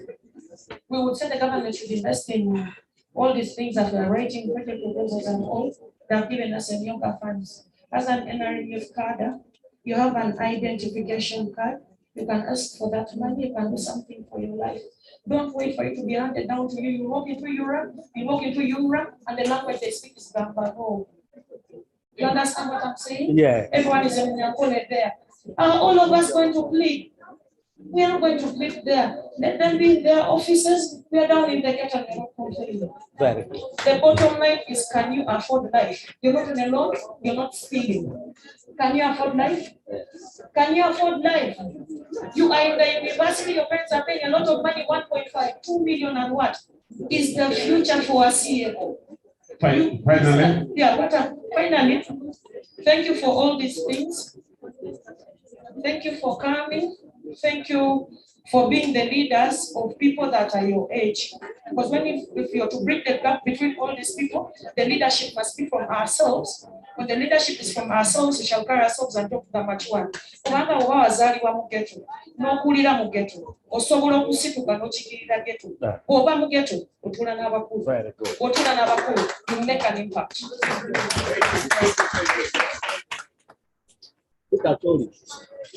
Thank you very much. My name is Rubakene Francis Shah. Rubakene. Rubakene in English means God alone. God is good. God alone. God alone. Kene means alone. One of the speakers asked whether we knew the meanings of our name. I know mine, and I clearly know that it stands for purpose, and that's the purpose that we fulfill.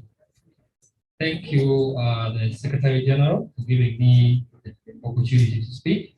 I didn't intend to speak, but given the opportunity, I would say 3 points. 1, we need to understand as youth the power that we hold, and as far as moving this nation forward is concerned. we take the greater percentage of the population. And that means that NRM or whichever political movement that is being mentioned around cannot do without us fulfilling it. Now, for any of the NRM agenda to stand for the next golden year, it means that NRM has got to come up with strategies to sustain it, and that comes through bridging the gap between the.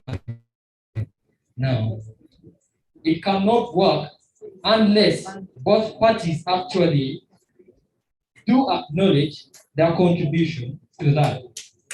And that is very key. Because even if we sit here day in, day out, year in, year out, we will not move forward until both parties appreciate the role they have to play. Yes, we come here and say we need these people to bring us closer. But the question that we also want to ask here is, what are we actually doing to be embraced in? It could be that efforts are being made to bring opposing factors within and sustain this government. But then the question also you want to ask is, as NRM, what is my value to the party and to this nation? I want to leave you with that question, because you cannot expect yourself to be given audience, to be given attention every time when the value that you actually add is really not considerable. So as youth, we need to ask that question and we need to find answers to that. And until we do that, we do not hold any moral authority to question. Then also, to our elders, I think the greatest burden that you have on your shoulders is mentorship. And that burden comes through the experience, the resources, and most of the knowledge that you have. Unless you open up to actually embrace mentorship of these young fellows, you will not have a sustainable party. And I must tell this to you, because I am very sure someone was saying that he intends to stay around for the next 20 years. That is ideally up to God. But I wish you the very best, sir. I wish you even 50 years. But I will say 100 years from now, you will never be here. And that is a constant factor. The question is, if you do not accept to pass on the knowledge, the experience, and the skills you have to this young one, then you're doing this nation a service. You're doing this party a service. And I urge you to open up. Pick 1, 2, 3, 4 various projects in any of these young leaders and train. Those are my points. Thank you very much.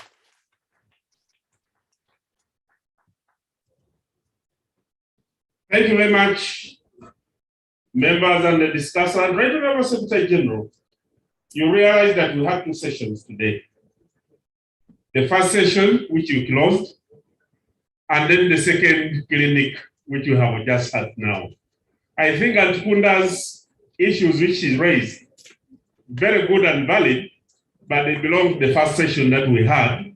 And that's why the Secretary General proposed that you needed more time in retreat in Changwanzi so that we can go into the deeper analysis on what is happening in the various chapters. The current discussion was a clinic discussing a specific topic, and the members here shared with us the ideological barometer which has kept the movement and brought it this far. How has it been bridging? And we can only listen to them because it has worked and has brought them this far. That is the difference between the two, but we shall have time progressively to work it out. I want to call OO. Come and wrap up in 1 minute, if you should, in 1 minute. And at the same time, invite the Right Honorable Secretary General to proceed to make the presentation and close the meeting. OO.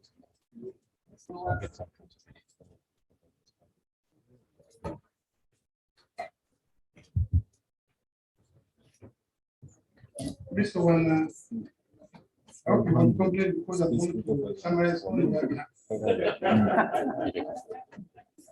Since I summarize to the whole government of Uganda, I'm not representing. First of all, Honorable Secretary General, thank you very much for inviting us to this clinic which is open there, and specifically because the audience that is here is the cream, or ought to be the cream of the Ugandan youth. If you're in a university, you ought to be the cream of the Ugandan youth, because majority of them are in the villages, are in lower schools, and that's how you should be able to see yourselves. When we meet in an ideological clinic like this, even when you go to campus for 2 weeks, or even 3 months, it can't be sufficient for you to have comprehensive appreciation of the dynamics and trends of our country and the global world. We use this opportunity to tickle you so that you go and search for more.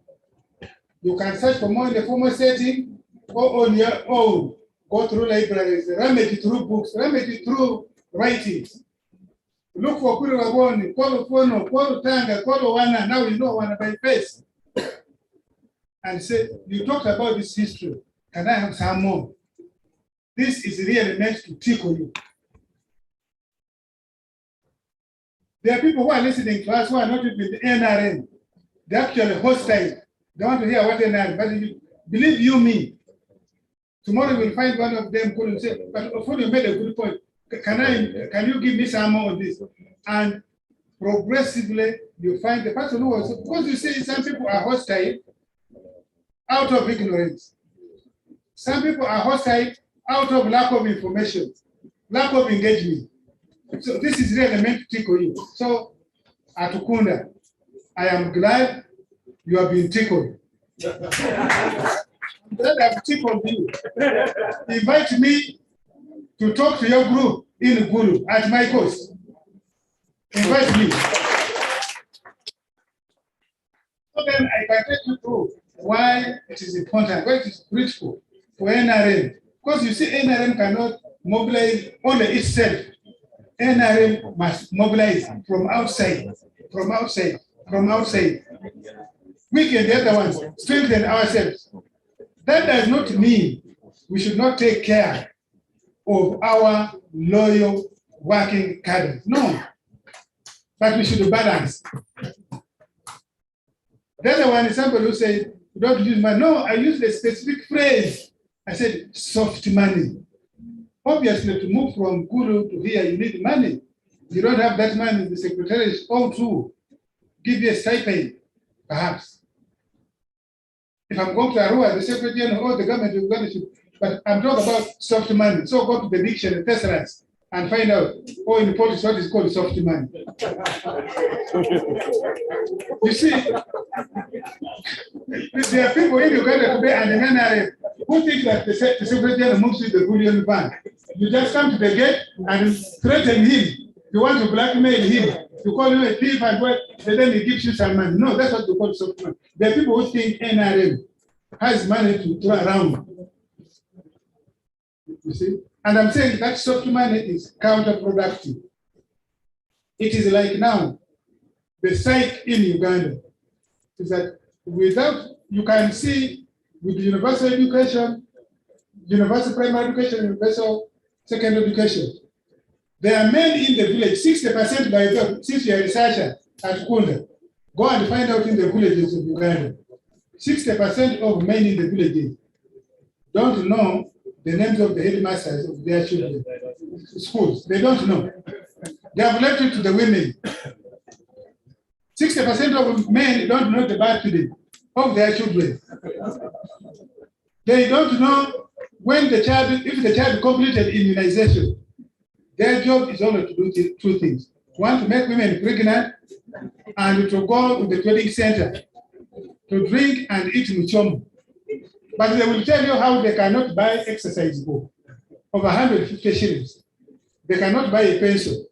They cannot even walk to the school and find out the child who left home saying he's going to school. Did the child actually which school?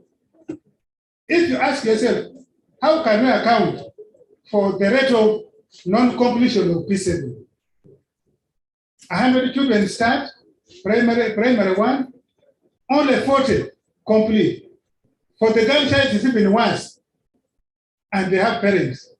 You have heard in this lockdown, 60% of parents are blaming the closure of schools for their daughters getting pregnant.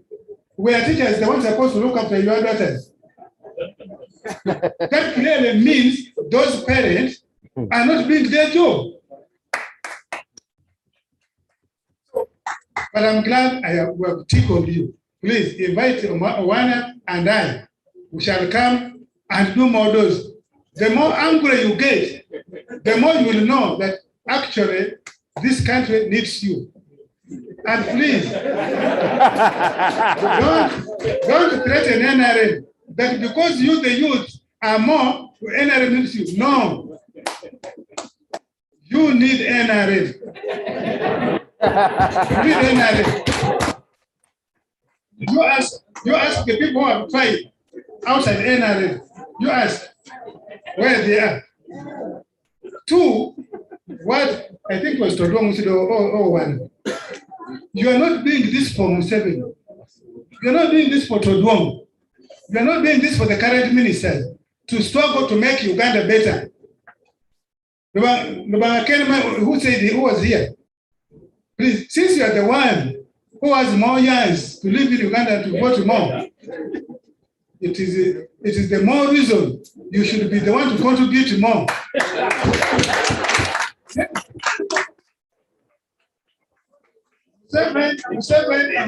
Museveni is now living on borrowed time. Let's expect us in Uganda 63. He's enjoying our 14 years. He has borrowed our 14 years. You are the one who should be contributing more. You are not doing anybody a favor to strengthen NRM, to work for NRM. You are doing yourself a favor.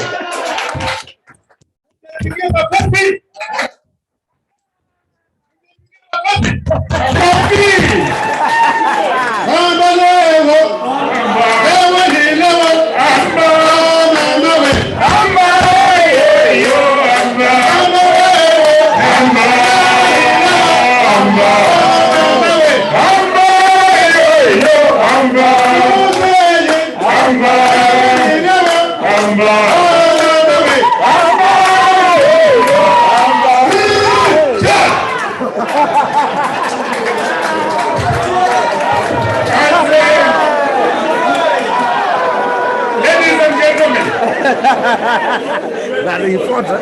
You guys are coming stubborn.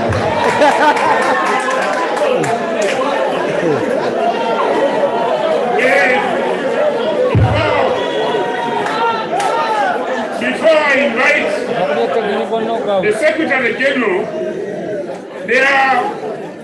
I have a comment from Okot Boniface. I have a comment from Okot Boniface, USMP Northern Uganda. He's online and he says, I appreciate the party leadership for the clinic. I have followed the discussion.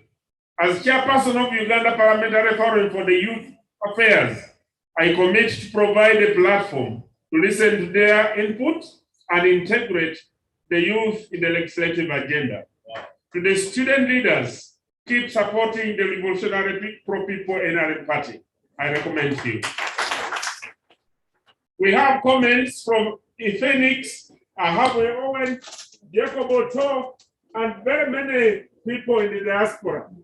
All these are making comments appreciating, but because of time, the Secretary General should come and wrap up.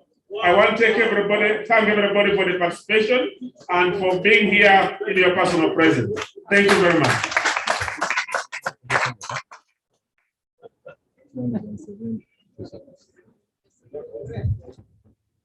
Thank you, thank you, thank you. You young people should stop tickling all ones next time. NRM, how I love my party. You see how nice it is to be in NRM? This is how the party should be. Open talk, open criticism. I'm just going to get a few points for takeaway. But I always, as I do, recruit people. I don't know. Where is the young man, Robert Kennedy? You come here. I want to say something about him. I met this man on social media. I didn't know him. He was at the center of mobilizing medical students to strike. So I said, I need to get this man to come to the party. He's a third-year medical student at Makerere University. And he has been at the center of the medical student strike. I'm sure you must have watched him somewhere. He's a very stubborn man.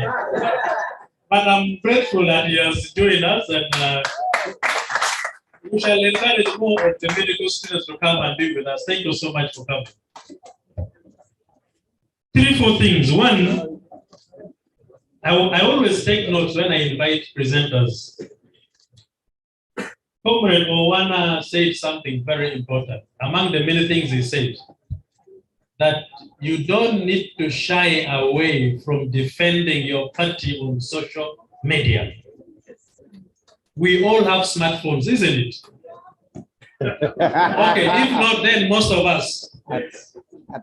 We are on WhatsApp groups. We are on Twitter and all these social forums. Defend your party. Defend the revolution. I need to thank him for reminding us about that. Comrade OO said very many things. But one of the most critical things that he said is seek knowledge through research, through reading. How much do we read? How much do we know about our country? How much reading, you who are educated are the ones who are supposed to do most of the reading. And you can explain based on knowledge. He also told us to master what NRM stands for. Do we know the things that NRM stands for? We shall discuss more when we go to Chankwanza. Those 4 pillars of the party that can be, you relax. The institution desk is going to create a WhatsApp group for all of us. We shall notify you when we are taking you to Chankwanza. We don't want to interfere with your studies. We need to find a time when you're going for holidays. Then we take you for 2 weeks before you go for holidays. The third thing that OO says, that master the methods of work of NRM, which we have observed here. Open criticism. When I was seeing the young lady from Gulu University exchanging, disagreeing with OO, that is what NRM is. You don't need to take it to the streets. You need to use the right forum to disagree. The difference is you need to use the right forum to disagree. When you take it out of the party forum, it would appear as if you are looking for cheap popularity. But when we discuss in-house and we correct ourselves in-house, we get out when we are strong.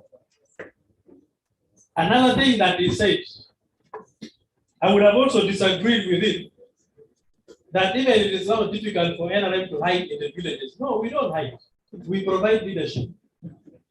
We don't hide. NRM provides leadership. And indeed, we are still strong.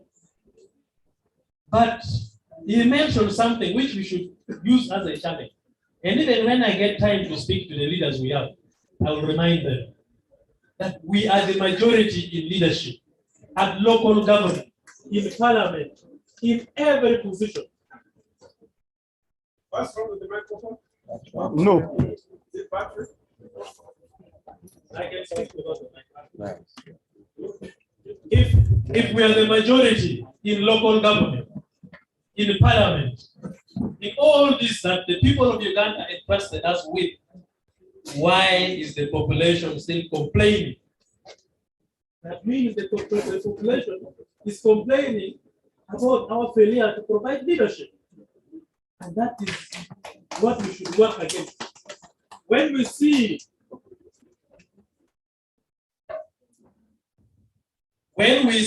our people being evicted from land and leaders are keeping quiet,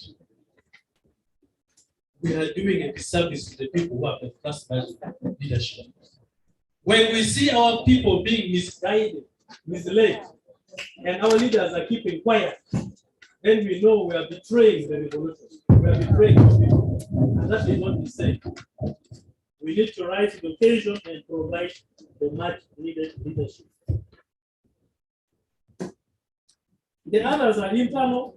Of course, a lot of things which I need to explain to you. That the population of Uganda is 45 million. The NRM party in the last registration were close to 22 million members and about 11 million voters of the 17 million voters in the national register of government. Now that means our party is the biggest in the country. Now you cannot have an organization of close to 22 million people without internal conflict, without internal disagreement. It's always there. But how do we resolve them? Our internal mechanism of resolving internal contradictions are the things that make us strong. Because even if you disagree with us, we shall remain strong as a party. We shall continue providing leadership to this country. And that is what has happened. Uganda is not a simple and easy country to lead. To see that NRM next week is celebrating 36 years in government, it's not something simple. It has provided NRM opportunity to nurture you. We loved you when you were sitting in the womb because you were all produced during NRM. When your parents were carrying you in their stomachs, we were telling them to go for antenatal. That's why you are looking healthy. When you were produced, you were vaccinated. When you got vaccinated, we put you in primary schools, secondary schools. Now you're in universities. And you're asking about the NRM. You are NRM. We pride ourselves in you. When we look at you and the many of you who are in leadership in the universities, we get excited. You will not be the first and the last in that position. We were all leaders in the universities that you're in.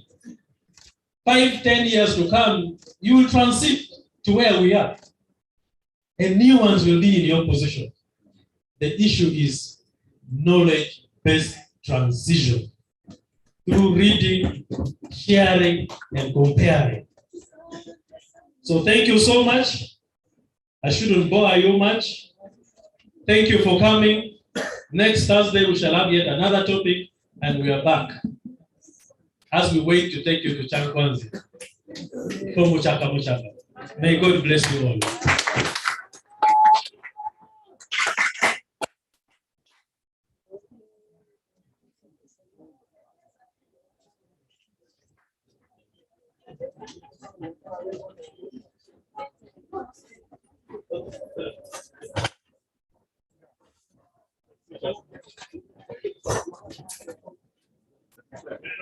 Thank you.